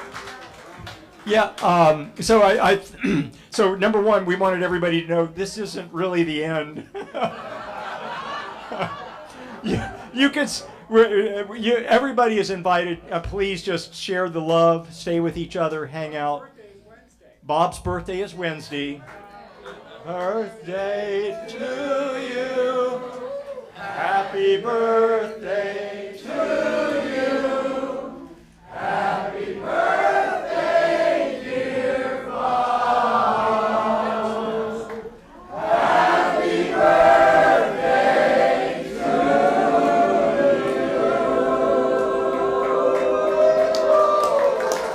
So Bob will be 71 on his birthday, and I want you to know that one thing he said, you know that first 70 and a half years went really well. Not kidding. Can I say one last thing? I would have never moved up here from Cocoa Beach hadn't I come up to visit in like 82 or something, and a friend of mine that I just met said, there's this band that just played their first concert at the Hippodrome, and they're going to be doing the next week another concert at Great Southern Music Hall. So I wasn't going to come up. She goes, they do all original. And it transformed. And I came up, and they blew my freaking mind. And the next morning, before I left, I thought I'll have breakfast at Down to Earth. And I went in, and Bob was sitting there. So I walked over to him, and I shook his hand and said, I felt like I was listening to the Moody Blues, which I've heard like 6 times. And as I was standing there, I felt like I'd known him for many lifetimes. It was the weirdest feeling I've ever had. And on my way out, I said, I want to pay for Bob's breakfast, but don't tell him. But she did. And that's how our relationship started. So because of Transform and all of the whole band, really, George, thank you so much for everyone. Rick, thank you.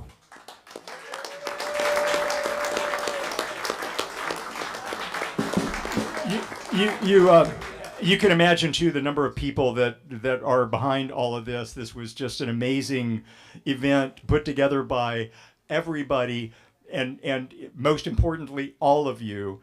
But gosh, Rob's been incredible with all this. Rob did a tremendous job. Yeah, and Rob, just amazing. And Dave and everybody on the Heartwood crew. We got a big Heartwood staff here, and thank you guys. They have really knocked it out too. They've been here for 2 days working on this. And everybody stay around and share the love. Just share the love. We're not locking the doors. Bouncers aren't kicking you out. All right, I'm saying something. Okay. We used to get together and we would say, okay, time for a group hug. And Bob would say, oh, not another group hug. But everybody, let's have a little group hug for Bob. And I think that's what we just did.